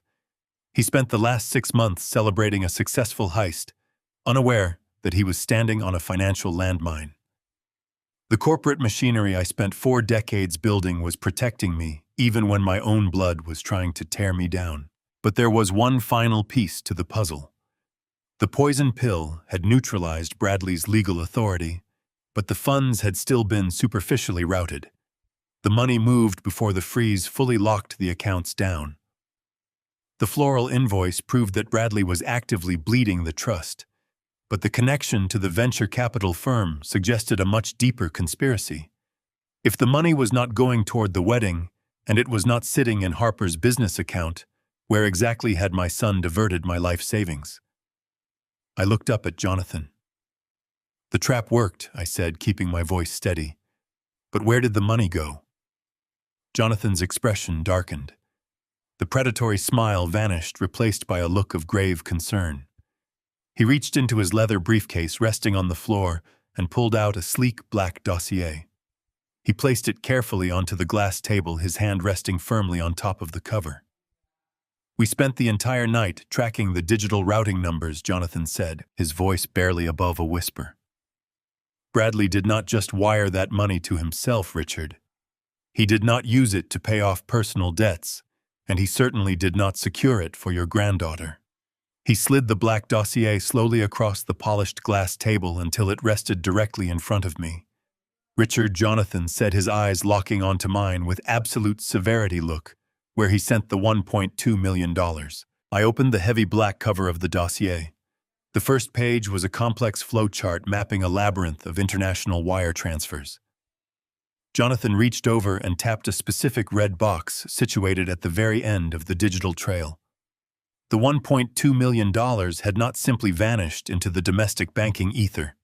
It had bounced through 3 different proxy accounts in Delaware and Nevada before launching across the ocean. It landed squarely in a secure, untraceable offshore account located in the Cayman Islands. The name of the holding company was registered as Sterling Crest Holdings. The name meant absolutely nothing to me at first glance. But Jonathan flipped to the next page, revealing the corporate registration documents retrieved by his elite private investigators. The managing director of Sterling Crest Holdings was listed as Monica Vance. Vance was the maiden name of Monica. My son had completely bypassed the traditional safeguards of our family trust by using his wife's premarital identity to set up an offshore shell company. They had carefully orchestrated the panic of a fake federal audit simply to funnel my life savings into an account that lay completely outside the jurisdiction of the United States tax authorities. I stared at the offshore banking records as a cold fury settled over my mind. But the money was just the beginning of their deception. I turned the page and found a detailed guest list from the event at the Ritz Carlton tonight. I looked at Jonathan, demanding an explanation for the sheer volume of wealthy strangers I had seen through the glass doors. Jonathan leaned back in his chair, his expression grave. "Richard," he said, his voice steady. "That event at the hotel was not a wedding reception. Harper and her husband had a brief 15-minute ceremony in the courtyard, but the massive gathering in the grand ballroom was something else entirely. It was a corporate networking gala. Bradley used the $45,000 in imported white orchids and the hundreds of thousands in catering to throw an opulent party for the most aggressive venture capitalists in the Northeast. He used his granddaughter's wedding as a spectacular, glittering smokescreen to court the exact predators who want to dismantle Mitchell Global Supply. I looked down at the list. Every name belonged to a ruthless corporate liquidator, a hostile takeover specialist, or a partner at the State Street venture capital firm. Bradley had charged the entire evening to the corporate accounts using my money to host a lavish banquet for the people preparing to destroy my life work. He made sure I stayed home isolated by my grief and expecting a small backyard dinner so I would never see him shaking hands with the enemy. He paraded his beautiful daughter in her white dress to present an image of perfect family stability, convincing the investors that the Mitchell empire was ripe for the picking and that he was the man firmly in charge. The magnitude of the betrayal made the air in the soundproof conference room feel incredibly thin. I took a deep breath, forcing my lungs to expand. "Why are they courting liquidators?" I asked, my voice dropping to a dangerous, terrifying whisper.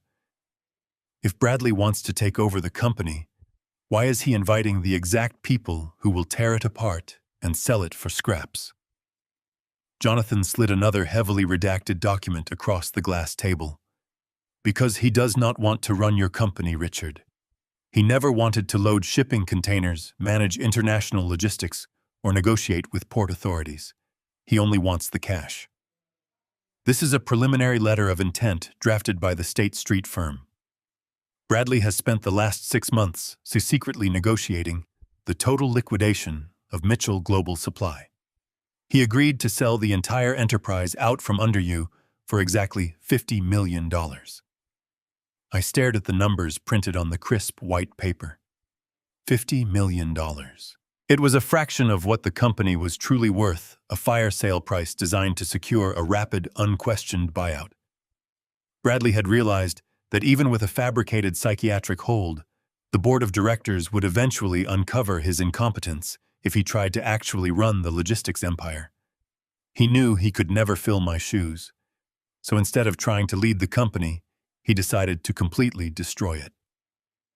His grand plan was to secure the power of attorney, lock me away in a secure medical clinic by Tuesday, and immediately authorize the hostile sale of my life's work.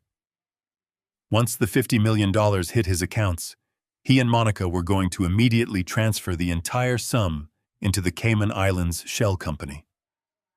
Jonathan confirmed my darkest suspicion. "They have already purchased one-way first-class tickets, Richard. As soon as the liquidation funds clear, they are flying straight to a non-extradition country in South America. They plan to live like absolute royalty on a stolen fortune, leaving you locked in a psychiatric ward to rot away in complete confusion and total isolation. They were going to strip away my business, my wealth, and my freedom, vanishing into the tropical sun without a single trace of remorse." I slowly closed the heavy black cover of the dossier. The pieces of the puzzle were now fully assembled. My own son was a traitor of the highest order. He had weaponized my love, exploited my grief over losing Sarah, and manipulated my innocent granddaughter, all to orchestrate the perfect crime. He thought he had navigated the complex waters of corporate law and emerged completely victorious. He firmly believed that by tomorrow, he would be holding a $50 million check while I was being sedated in a locked medical facility. I looked across the glass table at Jonathan. The seasoned attorney was watching me closely, waiting for my command. The founder of Mitchell Global Supply did not panic. I felt a surge of cold, focused energy radiating through my veins. The sorrow and the grief were completely gone, burned away by the white-hot necessity of immediate retaliation. "When exactly is the final sale scheduled to be signed?" I asked, my voice carrying the absolute authority of a man preparing for total war. Jonathan checked the heavy gold watch on his left wrist. "The State Street venture capital firm is opening their doors specifically for this transaction. The final liquidation documents are scheduled to be executed on Monday at exactly 9 in the morning." I stood up from the conference table and buttoned my tailored charcoal jacket. I smoothed my silk tie, feeling the familiar comforting weight of command settling back onto my shoulders. The trap was set, the timeline was exposed, and the enemy was currently sleeping off a champagne hangover, unaware that their master plan had just been entirely compromised. I had spent 40 years building an empire from a single rusting delivery truck. I knew every vulnerability, every legal loophole, and every hidden pressure point within my own corporation. I looked Jonathan Pierce in the eyes. I have exactly 24 hours to destroy his empire. Let us get to work. Jonathan opened his laptop, the harsh glow illuminating the sharp lines of his tired face. We did not waste a single second. The clock was ticking down to the Monday morning meeting at the venture capital firm, and we had an immense amount of complex legal restructuring to accomplish before the sun came up over the Boston skyline. Bradley believed he had successfully paralyzed my corporate authority, assuming that the fraudulent power of attorney and my supposed mental decline gave him unchallenged dominion over Mitchell Global Supply. He was operating under the arrogant assumption that a global logistics company is simply defined by its massive warehouses, its fleet of shipping trucks, and its physical inventory. But Bradley had never bothered to understand the true underlying architecture of the empire I had built. He was a creature of surface appearances, completely blinded by the illusion of physical, tangible assets. The real, unassailable value of Mitchell Global Supply did not reside in the steel shipping containers or the international distribution centers scattered across the globe. The true $50 million valuation rested entirely in our proprietary routing algorithms, the highly customized supply chain management software, and a fiercely guarded portfolio of international logistics patents. Those digital assets were the invisible nervous system that kept the entire global operation functioning with flawless precision. Without that specific software, the delivery trucks would sit idle, the automated warehouses would completely freeze, and the international shipping routes would collapse into absolute irreversible chaos. Decades ago, when I first foresaw the massive digital revolution approaching the global shipping industry, I made a crucial, completely private legal maneuver. I legally separated the intellectual property from the primary corporate structure. I registered every single algorithm, every line of proprietary code, and every core patent under a highly restricted founder designation. Bradley had arrogantly assumed he was selling a fully functioning, immensely profitable gold mine to the predatory liquidators on State Street. He had confidently promised them the keys to a kingdom he did not actually own. He had absolutely no idea that I retained the absolute, unchallengeable authority to revoke the licensing rights to the essential operating software at any given moment. I was about to turn his $50 million gold mine into an empty, worthless cardboard box. "Jonathan," I said, keeping my voice completely devoid of emotion, "draft the immediate transfer protocols right now. I want every single patent, every registered copyright, and all the proprietary logistics software completely stripped away from the Mitchell Global Supply corporate umbrella immediately." "Where exactly are we moving them?" Jonathan asked, his fingers already flying across his illuminated keyboard with practiced, lethal speed. "We are moving them into a brand new, completely insulated holding entity," I replied, staring out at the dark city. "Register it immediately in Delaware. Name it Zenith Apex Holdings. Put it solely and exclusively in my name, with absolutely zero external beneficiaries and zero proxy access. Nobody breathes on these digital assets without my physical signature." Jonathan nodded once, his eyes locked intensely onto his glowing screen as he began executing the massive digital transfer. For the next 5 hours, the secure, soundproof conference room was filled only with the rapid clicking of keyboard keys and the quiet rustle of dense, heavily redacted legal documents. We worked in perfect silence, moving with the seamless, unspoken synergy of two men who had fought and won countless vicious corporate wars together over the past 20 years. We initiated emergency digital notarizations, formally transferred the international intellectual property licenses, and legally severed the operating software from the main corporate body. We systematically gutted the very core of the company, extracting its beating digital heart, and leaving behind only a hollow, useless physical shell. The process was completely untraceable to anyone operating inside the standard corporate framework. It was a surgical strike executed with absolute precision. By the time the first pale rays of morning light began to bleed through the tall glass windows of the executive suite, the massive corporate extraction was completely finalized. Jonathan pressed the final execution key, securely logging out of the global registry, and leaned back in his leather chair, rubbing his exhausted eyes. "It is officially done, Richard," he said, letting out a long, heavy breath that echoed in the quiet room.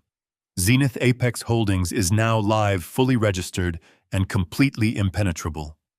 Every single piece of proprietary routing software and every logistics patent is safely locked away under your exclusive legal control.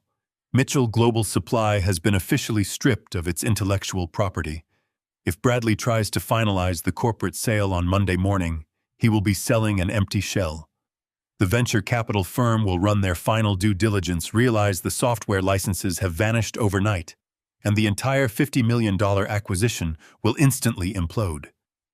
They will absolutely tear him to pieces when they realize he tried to sell them a functionally worthless company." I stared at the towering stacks of transfer documents resting on the polished glass table. A profound, icy satisfaction settled deep into my chest, easing the heavy burden of the previous night. The financial blockade was absolutely flawless. The corporate defense was impenetrable. I had successfully protected the lifeblood of my life work from my own treacherous son. The predators on State Street would walk away empty-handed, and Bradley would be left holding nothing but ashes. But as the adrenaline slowly began to recede from my veins, leaving a cold, sharp ache in my muscles, a dark, deeply unsettling realization started to take root in the back of my mind. Ruining his illicit corporate sale and cutting off his offshore financial access was simply a matter of ruthless business strategy. It protected my assets and secured my company, but it did not exact true permanent justice. Bradley had willfully conspired to strip away my fundamental freedom, isolate me cruelly from my granddaughter, and lock me inside a secure psychiatric ward to rot away in silence. He was actively planning to steal my entire life and vanish into the sunset. Simply blocking the financial sale was not nearly enough to stop him permanently. The patents and algorithms were fully secured, but I needed something much more powerful to put my own son behind bars, where he truly belonged for the rest of his miserable life. I needed a verified, irrefutable confession. I needed to know the exact specific lie he had confidently spun to those ruthless venture capitalists to justify liquidating my empire without my presence. I needed to hear him admit his treason out loud in a way that he could never deny in a court of law. I turned to Jonathan, the pale morning light casting long, sharp shadows across the polished glass table. The time for passive defensive maneuvering had officially come to a definitive end. "I need to get him in a secure room with those wealthy venture investors," I stated coldly, my voice perfectly steady in the quiet office. "I need to stand quietly in the shadows and carefully listen to him hang himself with his very own words. I need a full confession to completely destroy his false empire once and for all." Jonathan did not hesitate.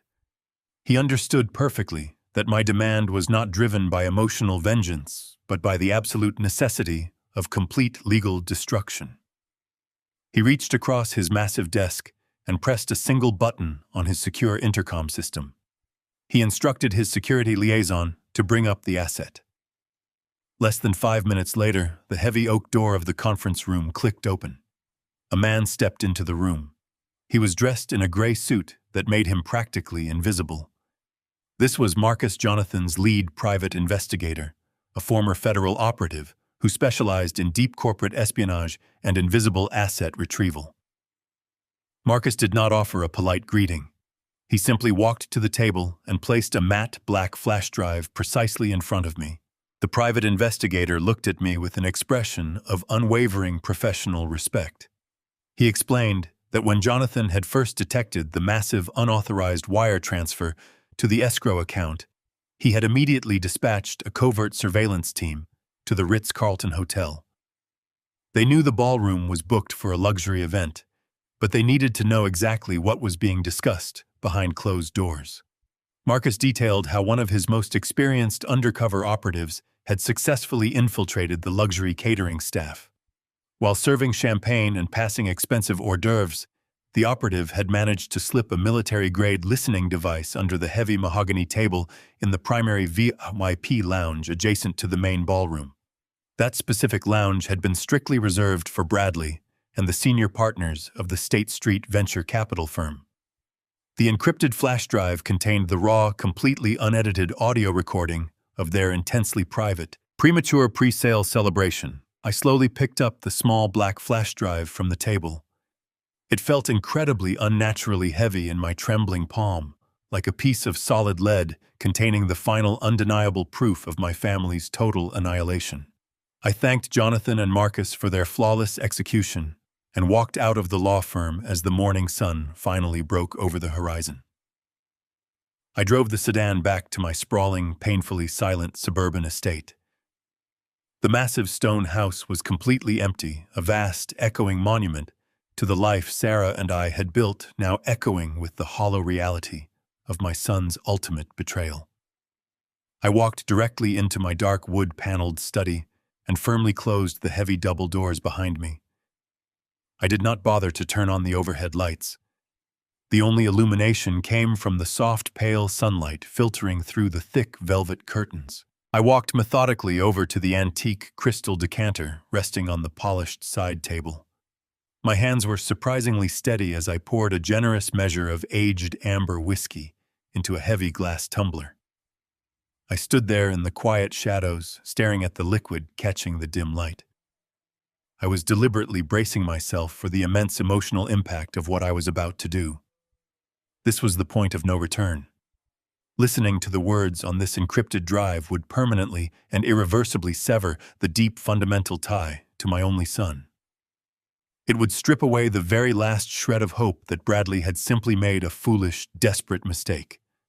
It would confirm that the boy I had raised, the child I had protected and provided for his entire life, was a cold-blooded, calculating monster willing to discard me for a pile of cash. I took a slow, deeply burning sip of the expensive whiskey, letting the harsh heat ground me firmly in the brutal present moment. I walked over to my large executive desk and sat down in the heavy leather chair. I carefully plugged the black flash drive into the secure side port on my laptop. A complex decryption window immediately popped up on the screen, demanding the specific alphanumeric sequence Jonathan had provided me. I typed the complex code with deliberate, painfully precise keystrokes.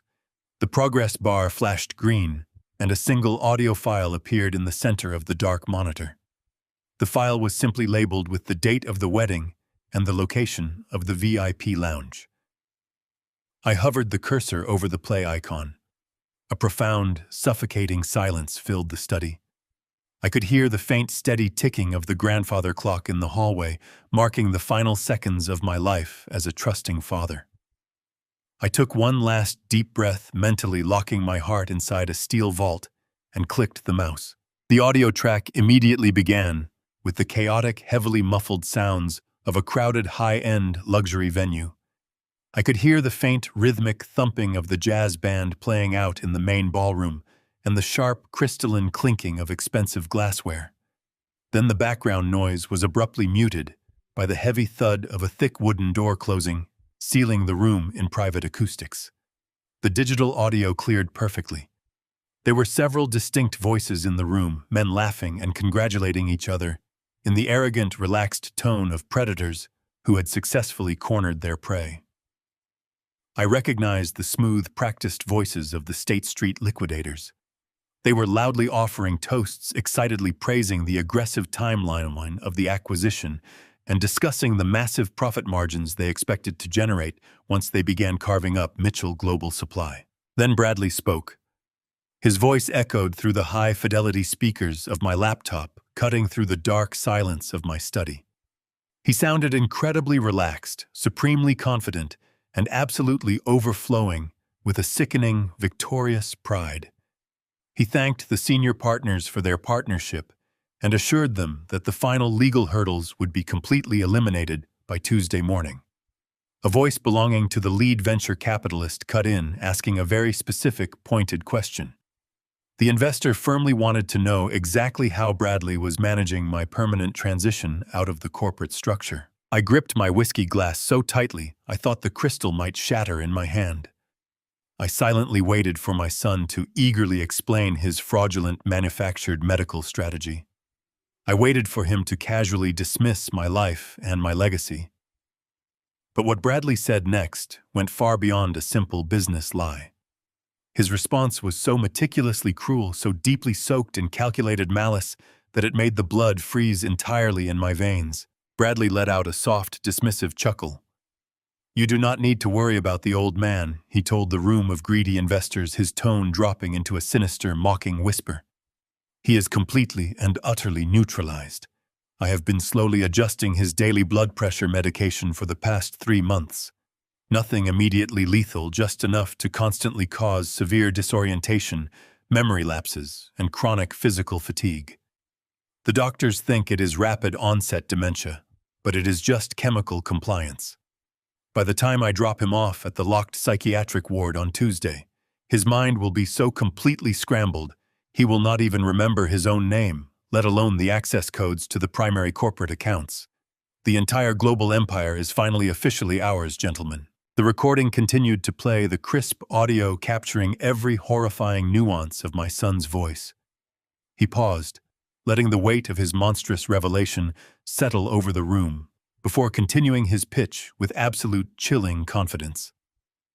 "Gentlemen, the company is 100% mine," Bradley declared, his tone practically vibrating with arrogance. "My father, Richard, has late-stage Alzheimer's. He is completely unhinged. Next Tuesday, I have a court order to commit him to a closed psychiatric ward. You can sign the buyout safely.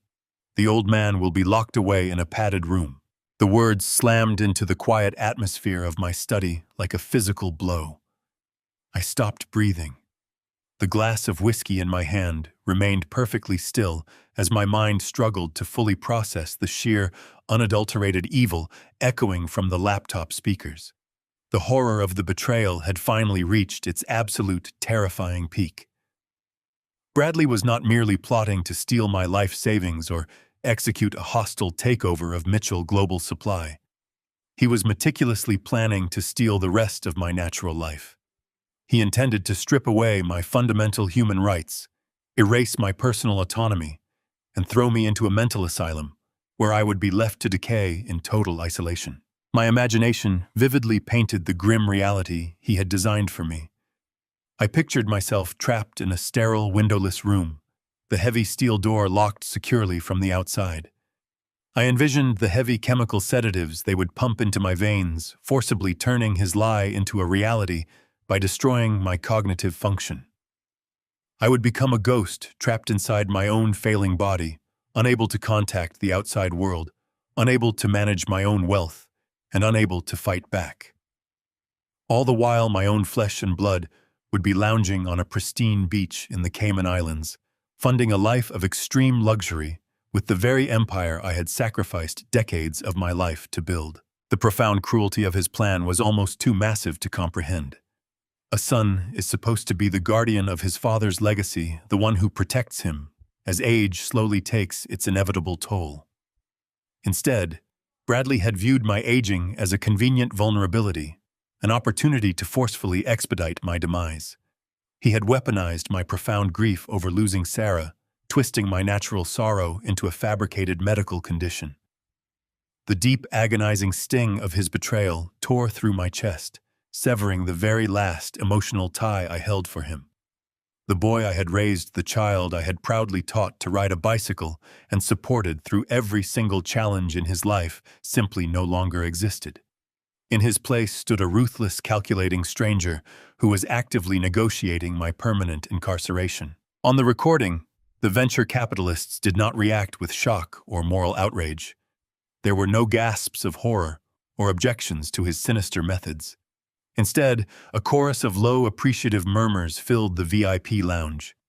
These were men who specialized in corporate slaughter, and they clearly admired a predator who possessed the sheer ruthlessness to completely eliminate an obstacle, even if that obstacle was his own father. "That is a highly effective strategy," one of the senior investors remarked. his voice smooth and entirely devoid of basic human empathy. Securing the medical mandate ensures there will be absolutely zero legal friction during the asset transfer. Once he is institutionalized, the board of directors will have no choice but to recognize your total authority. We can finalize the asset acquisition smoothly. The paperwork will be drafted and ready for your signature precisely at 9 on Monday morning. Excellent, Bradley replied, the sickening sound of a champagne flute being refilled echoing clearly through the audio feed.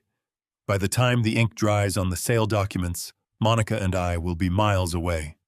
We have already finalized the offshore accounts. The transition will be completely seamless. I sat rigidly in my heavy leather chair, the dim morning light casting long shadows across my mahogany desk. The raw reality of the situation crystallized in my mind with terrifying clarity. I was completely alone in a house that my son had transformed into a trap. Every meal I had eaten, every cup of coffee Monica had so graciously poured for me, every supposedly harmless medication I had swallowed over the past 3 months, had been laced with chemical subjugation. They had been slowly poisoning me in my own home, carefully preparing me for the slaughter. My survival was no longer guaranteed by my wealth or my status. It depended entirely on my ability to strike back with overwhelming, devastating force before the Tuesday deadline. The audio recording captured the soft, rhythmic clinking of crystal glasses as the men toasted to their newly formed alliance. To the successful acquisition of Mitchell Global Supply, a voice cheered loudly. And to your early retirement, Richard Bradley added, his voice dripping with venomous mockery. I reached out with a trembling hand, preparing to press the stop button on the keyboard. I had heard enough. I had the absolute, irrefutable confession I needed to involve the federal authorities and send my son to a maximum security prison. I had the exact details of the transaction, the timeline, and the medical conspiracy. I was ready to close the laptop and make the call to Jonathan Pierce to authorize the final lethal phase of our counterattack. But as my finger hovered over the trackpad, the ambient noise on the recording suddenly shifted. The heavy, polished wooden door of the Ritz Carlton 5-Four IP lounge creaked open instantly, silencing the jovial celebration of the investors. The sudden hush in the room was palpable, heavy with unexpected tension. Bradley, a delicate, familiar voice called out, cutting sharply through the stale air of the lounge. The sound made the blood freeze solidly in my veins. It was a voice I recognized instantly. A voice that had always brought me immense joy and comfort. A voice that belonged to a young woman who was supposedly suffering from crippling social anxiety, a girl who I thought was having a quiet, rustic barbecue in the suburbs, while this extravagant corporate networking event raged on without her. I listened, completely paralyzed in my chair, as the distinct heavy rustle of a massive silk wedding gown dragged across the hardwood floor of the VIP lounge. The soft, measured footsteps approached the center of the room. It was Harper. My innocent, beloved granddaughter had just walked directly into the private den of corporate wolves.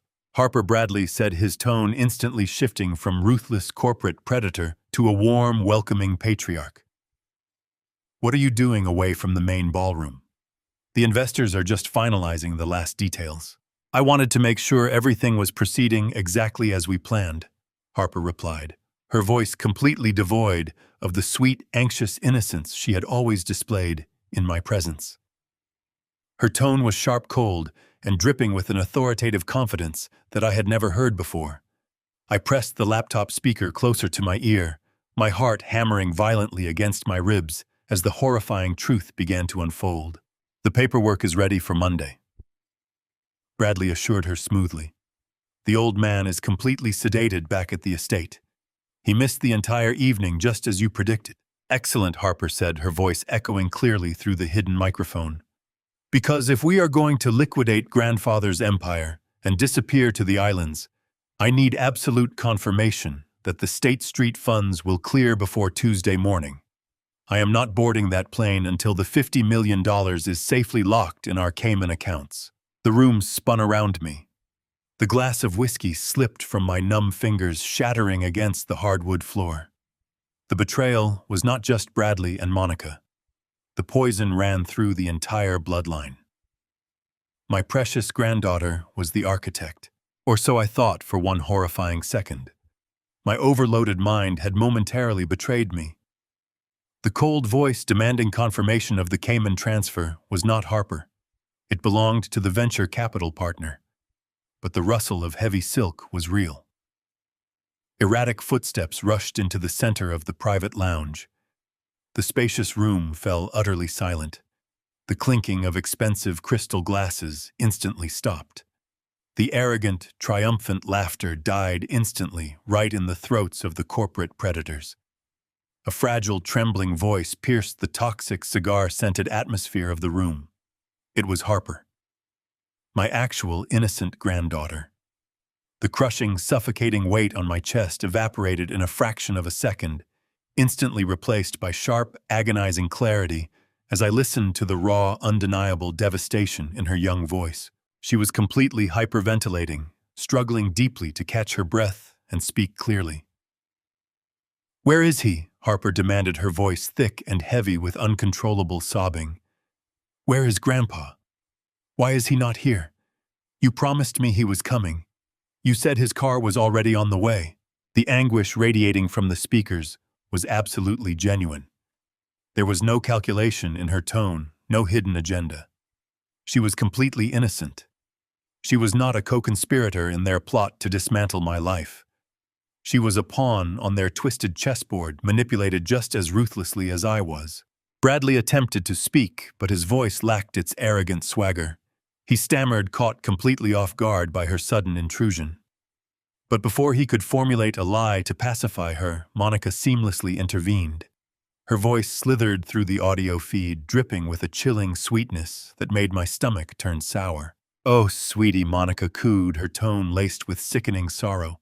She stepped closer to the microphone, her voice dropping to a performative whisper, designed for both Harper and the venture capitalists to hear. "Do not cry, darling. It is going to ruin your beautiful makeup. We did not want to tell you and ruin your special day, but there was an emergency at the house this morning." "What emergency?" Harper gasped, blind panic completely taking over her voice. "Is he okay?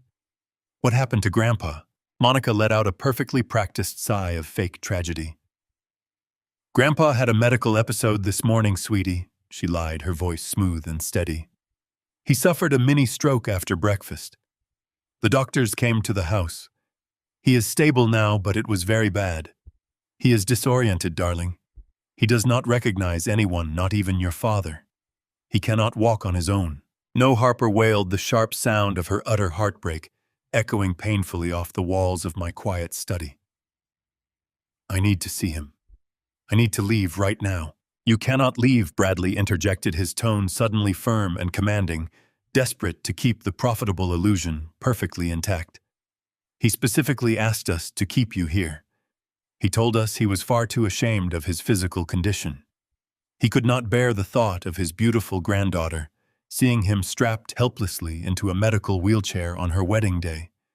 He begged us to let you celebrate without him. He said to tell you he loves you more than anything in the world." I sat frozen in my leather chair, my hands curled into trembling fists. The pure evil of their twisted narrative was almost incomprehensible. They had deliberately used a fabricated medical emergency to permanently shatter a young bride's heart on the most important day of her life. They had weaponized my unconditional love for her, twisting it into a vile lie to justify my absence.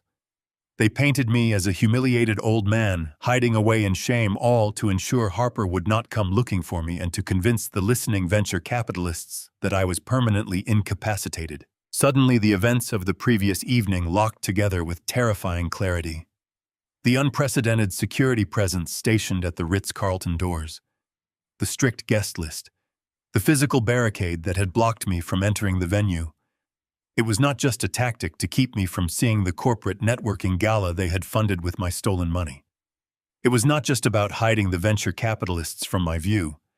The entire security apparatus was specifically designed to keep Harper from seeing me.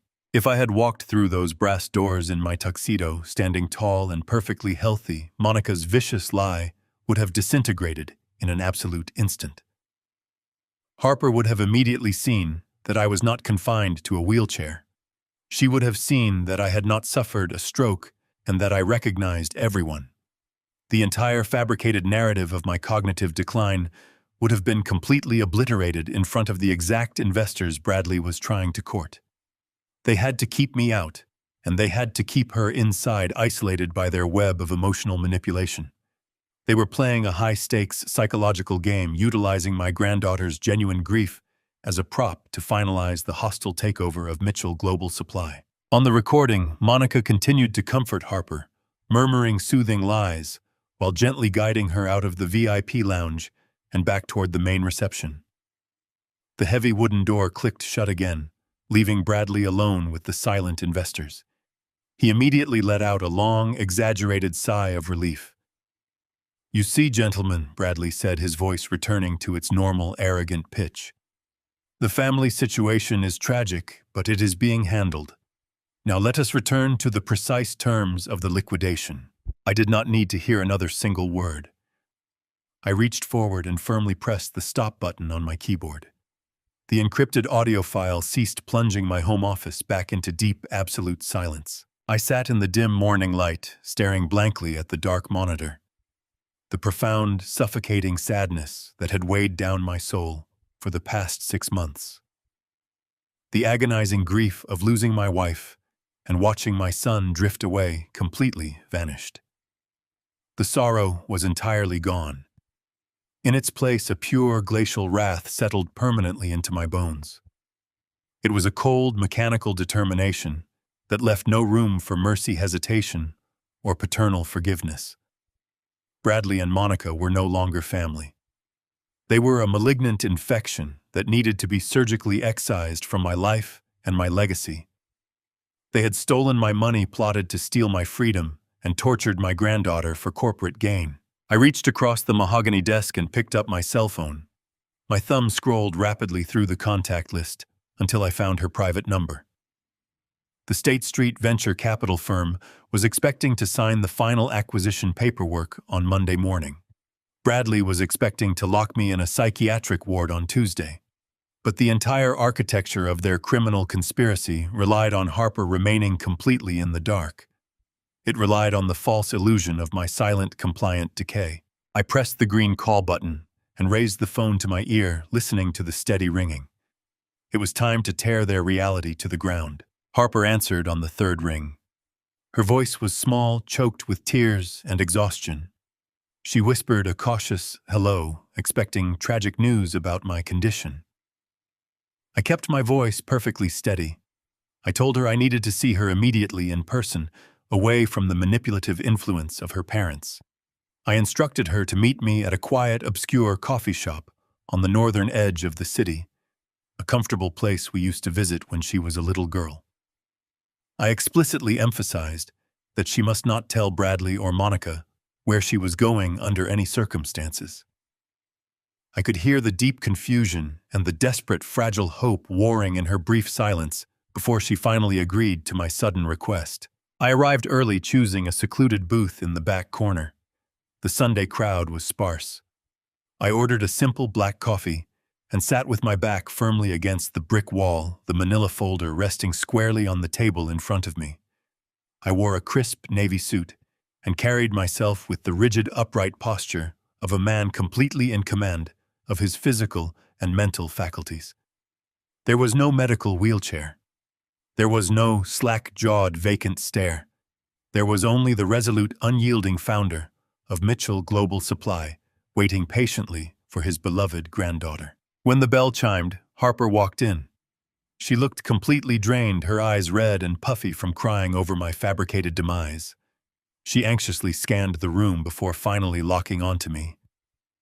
I watched the profound physical shock ripple forcefully through her entire body. She froze completely still in the middle of the aisle.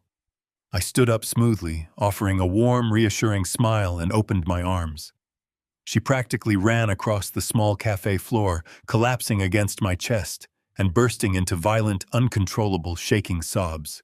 She gripped my suit jacket desperately, burying her face deep into my shoulder as she wept. She kept repeating how sorry she was, how terrified she had been, and how she truly thought I was lost forever. I held her tightly, letting her cry, until the initial wave of overwhelming emotion began to slowly subside. I gently guided her into the booth and sat directly across from her. She stared at me, her tear-filled eyes wide with absolute stunning bewilderment. She took in my steady, strong hands and sharp demeanor. She whispered that my doctors said I had suffered a massive stroke, that I could not walk or even recognize my own family. I reached across the table and held her trembling hands securely. I told her softly that the doctors had said absolutely no such thing. I told her I was perfectly healthy and that every single word her parents had told her was a calculated, vicious lie. Harper shook her head, utterly unable to comprehend the sheer magnitude of the deception. "Why would they lie about something so horribly cruel?" she asked, her voice cracking with desperate, agonizing confusion. "Why would they intentionally keep you away from my wedding?" I did not offer gentle, comforting words to artificially soften the devastating blow. She was a grown woman, and she needed to clearly see the stark, brutal reality of the people who had raised her. I opened the thick manila folder and slid the first heavy document across the wooden table.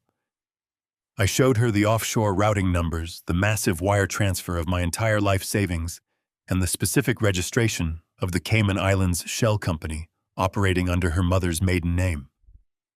I watched her eyes dart rapidly across the pages as I explained how Bradley had manufactured a fake federal audit to terrorize me into blindly handing over my liquid assets.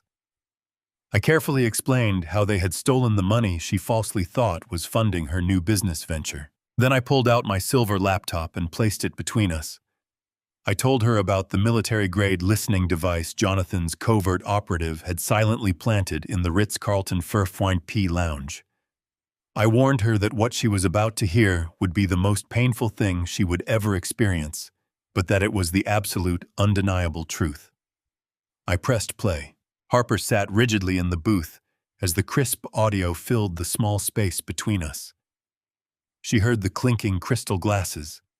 She heard the arrogant, mocking laughter of the venture capitalists. And then she heard her own father's voice boasting about his absolute dominion over the company. She listened as Bradley casually dismissed my entire life, detailing his systematic evil plan to chemically drug me with altered blood pressure medication and lock me away in a closed psychiatric ward by Tuesday morning. She heard him proudly promise the investors a seamless $50 million buyout while I rotted away in a padded room. The blood completely drained from Harper's beautiful face, leaving her pale and visibly trembling. But the digital tape was not over. She listened as her own innocent voice intruded on the recording, desperately asking for me. And then she heard her mother's sickening, sweet voice spinning the vile lie about my stroke, painting a tragic, pathetic picture of a broken old man too ashamed to be seen. She heard Bradley expertly manipulate her deep grief to get her out of the room so he could finalize his corporate treason. I stopped the audio track and gently closed the laptop. The silence at our table was heavier than solid lead. Harper stared blankly at the dark screen, her chest heaving with shallow, highly erratic breaths. Her entire worldview was violently shattering right in front of me. The foundation of love and trust she had built her young life upon was brutally exposed as a rotting, toxic lie. She finally realized the staggering, horrific depth of their depravity. Her beautiful, perfect wedding was nothing but a cheap, extravagant smokescreen. It was a corporate networking gala designed specifically to court the very predators who wanted to butcher her grandfather's legacy. Her parents had used her special day as a glamorous distraction while they attempted to bury me alive and flee the country with a stolen fortune. For several long, agonizing minutes, Harper did not speak a single word. She simply sat there processing the trauma of the ultimate familial betrayal. I watched the profound sadness slowly drain out of her young, tear-stained face. I watched the deep confusion and heartbreak harden into something entirely different. The tears completely stopped falling. Her posture straightened perfectly, mimicking the rigid, unforgiving stance I had adopted since discovering the plot. The devastation in her eyes crystallized into a pure glacial wrath that perfectly mirrored the cold, dangerous fire burning inside my chest. She was a true Mitchell, and the Mitchell blood ran deep. Harper reached up and methodically wiped the remaining moisture from her pale cheeks with the back of her hand. She took a deep, steadying breath, exhaling a long, heavy, ragged sigh. She looked me directly in the eyes. "Grandpa," she said, her voice dropping into a smooth, dangerous calm. "What time is the board meeting tomorrow? I want to watch them burn." I smiled a terrifying smile that matched her icy determination. I told her the meeting was set for 9 o'clock sharp. We spent the entirety of that long Sunday afternoon meticulously coordinating our strike. Harper did not return to the sprawling estate she shared with her new husband, a man handpicked by Bradley to further his corporate image. Instead, she stayed hidden in a luxury suite I booked under a corporate alias. Jonathan Pierce worked through the night finalizing the emergency injunctions and coordinating with his contacts at the Federal Bureau of Investigation. By the time Monday morning arrived, the trap was perfectly set. I dressed with utmost precision, selecting my sharpest, darkest tailored suit, a pristine white shirt and a crimson tie. I did not look like a man suffering from rapid cognitive decline. I looked like the undisputed founder and absolute ruler of Mitchell Global Supply. When my private driver pulled up to the towering glass facade of the corporate headquarters, Jonathan Pierce was already waiting by the entrance. He was accompanied by two stern men wearing immaculate dark suits and discreet earpieces. These were Special Agents Miller and Vance from the Federal White Collar Crime Division. They had reviewed the unedited audio recordings and the forged medical documents late last night. They were fully briefed, fully authorized, and ready to execute the warrants. Harper stepped out of the vehicle behind me wearing a sharp, dark blazer that mirrored my own professional armor. There was no trace of the weeping bride from the day before. We bypassed the reception desk and took the private elevator directly to the top floor. The display blinked upward, counting down the final seconds of Bradley's false empire. We stepped out into the plush, carpeted hallway leading to the primary glass boardroom. It was exactly 8:55 in the morning. Through the frosted privacy bands on the glass walls, I could clearly see the silhouettes. Bradley was sitting at the head of the massive mahogany table, a position he had prematurely claimed. Monica was seated right beside him, wearing a triumphant, predatory smile. Scattered along the length of the table were the senior partners from the State Street venture capital firm, the men who had eagerly toasted to my institutionalization just 48 hours prior. Thick portfolios containing the $50 million sale contracts were neatly arranged in front of them. Expensive pens were literally hovering over the dotted lines. They were mere moments away from finalizing the greatest theft of my entire life. I raised my hand silently, instructing the federal agents to flank the heavy oak doors. I looked at Harper, giving her a single firm nod. She nodded back, her expression perfectly composed. The antique grandfather clock in the executive lobby struck 9 o'clock. The deep chimes echoed down the silent corridor. I reached out, grasped the brass handles of the heavy oak doors, and pushed them violently open. The wooden slabs swung wide, slamming against the interior walls of the boardroom. The sudden explosive noise shattered the quiet, professional atmosphere like a gunshot. Every single head in the room snapped toward the entrance in absolute shock. I walked slowly and deliberately into the boardroom, my posture perfectly rigid, my gaze locked entirely on my son.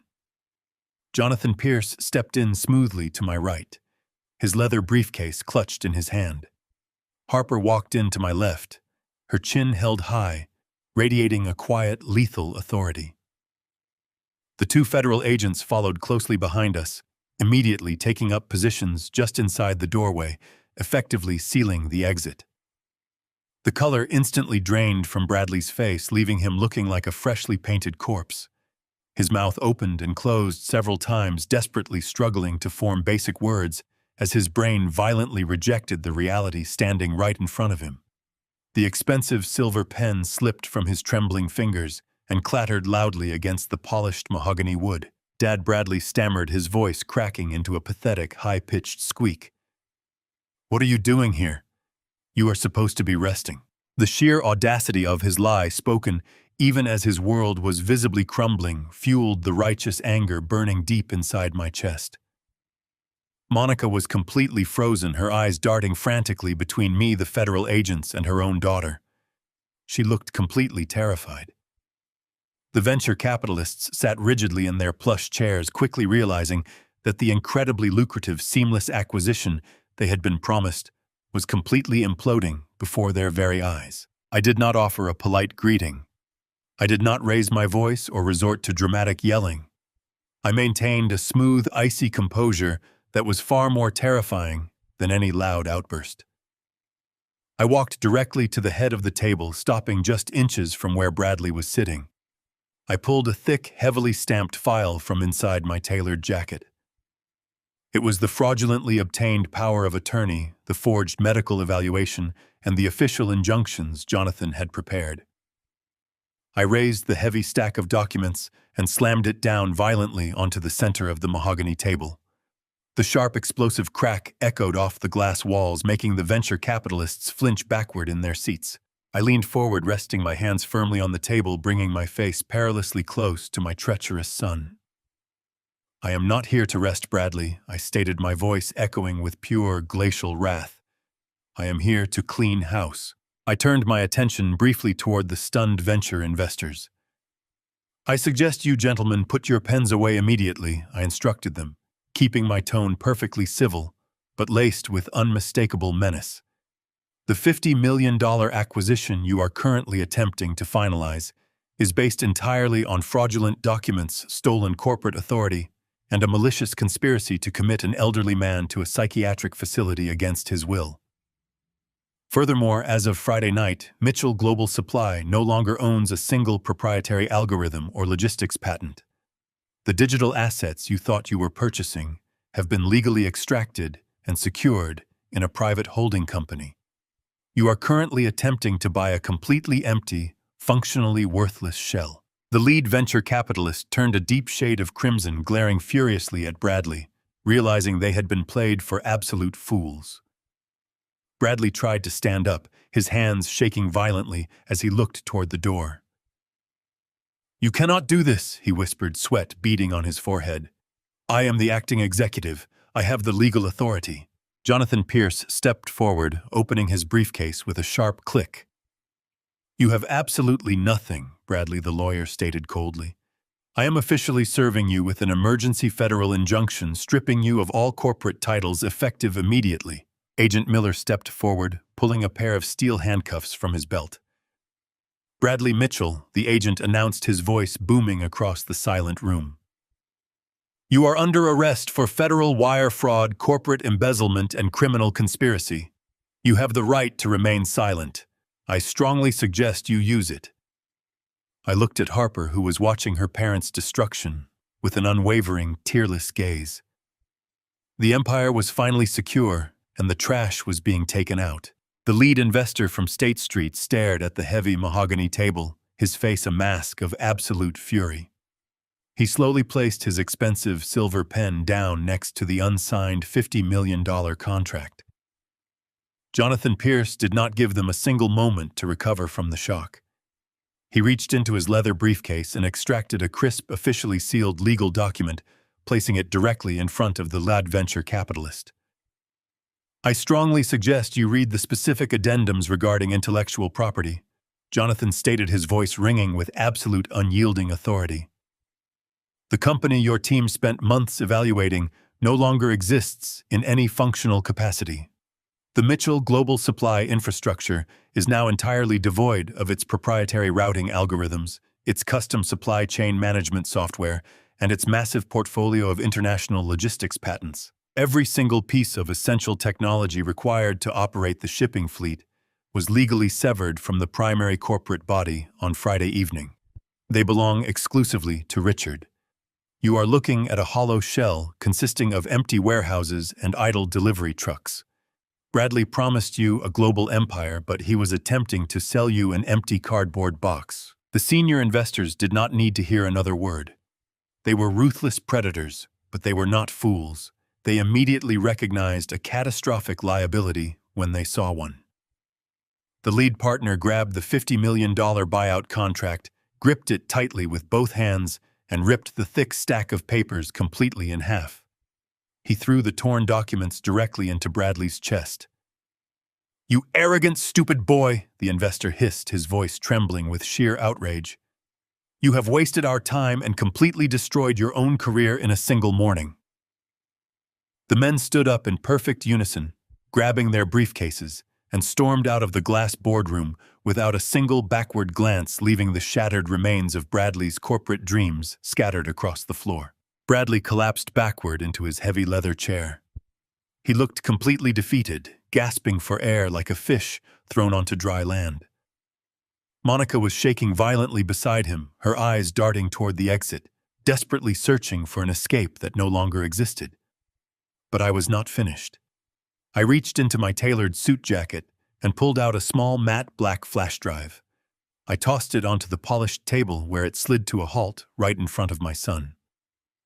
That drive contains the unedited high-fidelity audio recording of your private celebration in the Ritz Carlton IP lounge. I said, my voice dropping into a smooth glacial whisper. It clearly details your entire manufactured medical strategy. I heard every single word, Bradley. I heard you gloat about tampering with my blood pressure medication. I heard your meticulous, calculated plan to strip away my human rights and abandon me in a closed psychiatric ward. I heard you brag about the offshore accounts in the Cayman Islands. Monica let out a sharp, hysterical scream, covering her face with her hands, as the sheer magnitude of their exposure finally crashed down upon her. The two federal FBI agents who had been standing silently by the heavy oak doors immediately stepped forward into the center of the room. The metallic clink of steel handcuffs echoed sharply through the quiet boardroom. Agent Miller grabbed Bradley by his shoulder, forcing him out of the expensive leather chair and twisting his arms firmly behind his back. "Bradley Mitchell," the agent announced, his voice booming with absolute terrifying finality. "You are under arrest for federal wire fraud, massive corporate embezzlement, and criminal conspiracy. You have the right to remain silent. Anything you say can and will be used against you in a court of law." Bradley began to sob openly, his knees buckling as the cold steel locked tightly around his wrists. He looked absolutely pathetic, stripped of his expensive suits and his arrogant illusions. "Please, Dad," he begged, tears streaming down his pale, sweaty face. "Please stop this. I am your son. We can fix this. I will give everything back." Before I could even respond to his pathetic pleading, Harper stepped forward from the shadows. She walked slowly and deliberately around the massive table, her posture radiating an incredible icy strength. She stopped directly in front of her weeping mother. Monica looked up, her eyes pleading for a shred of sympathy from the daughter she had manipulated so deeply. Harper did not offer a single word of comfort. Instead, she reached up to her ears and unclasped the heavy, sparkling diamond earrings she was wearing. They were the extravagant wedding gift Monica had purchased using the stolen funds from my offshore accounts. Harper dropped the glittering diamonds onto the mahogany table. They landed with a sharp, dismissive clatter right next to the torn contracts. "I am moving in with Grandpa Harper," stated her voice perfectly steady and completely devoid of emotion. "You are absolutely dead to me." The federal agents began dragging Bradley aggressively toward the boardroom exit. He was dragging his feet, desperately fighting against their firm grip, completely overcome by pure, unadulterated panic.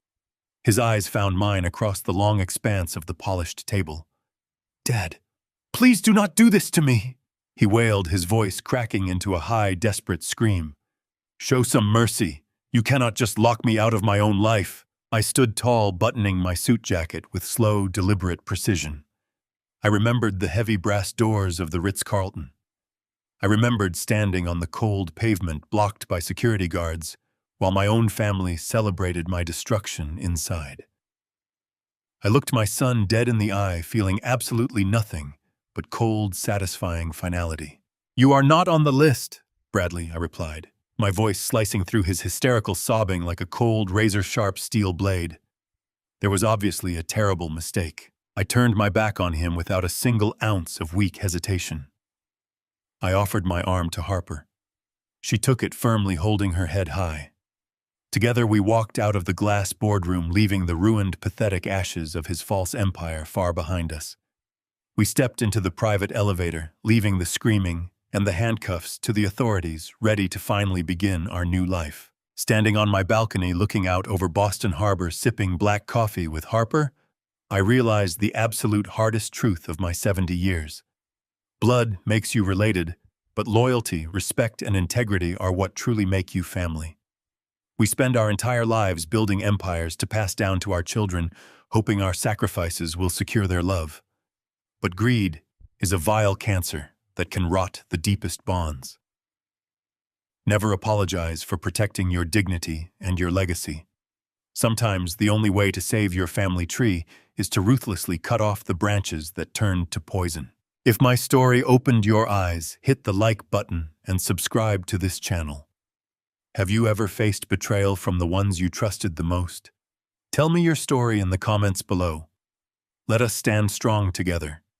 See you in the next story. With love and respect.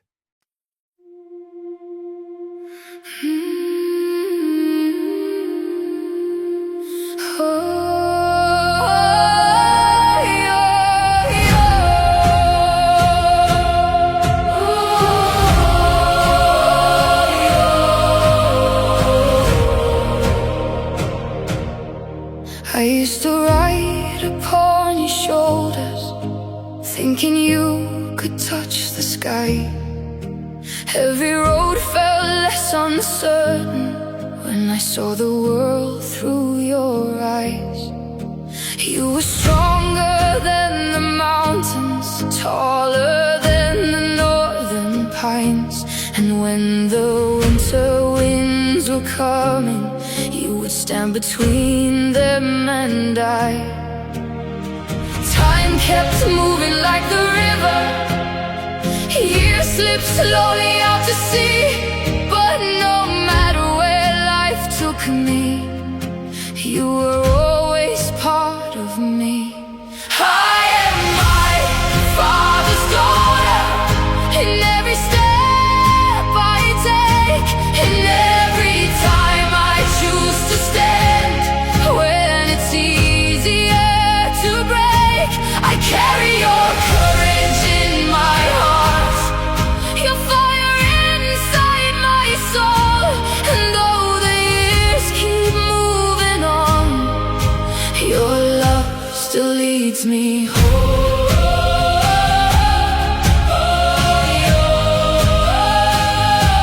You taught me strength is not in power, but in kindness when it's hard.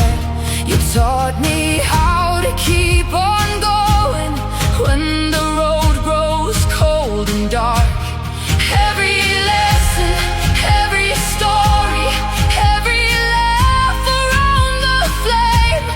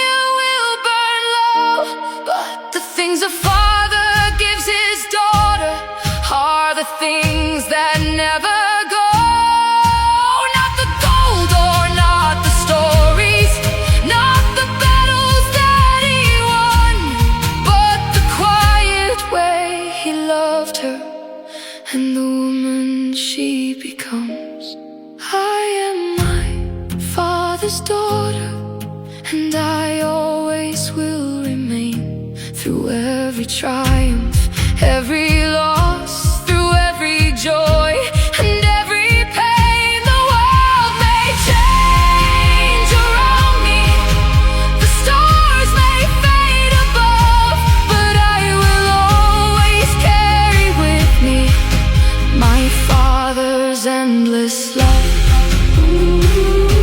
And when they ask me who I am, I'll smile and answer softly.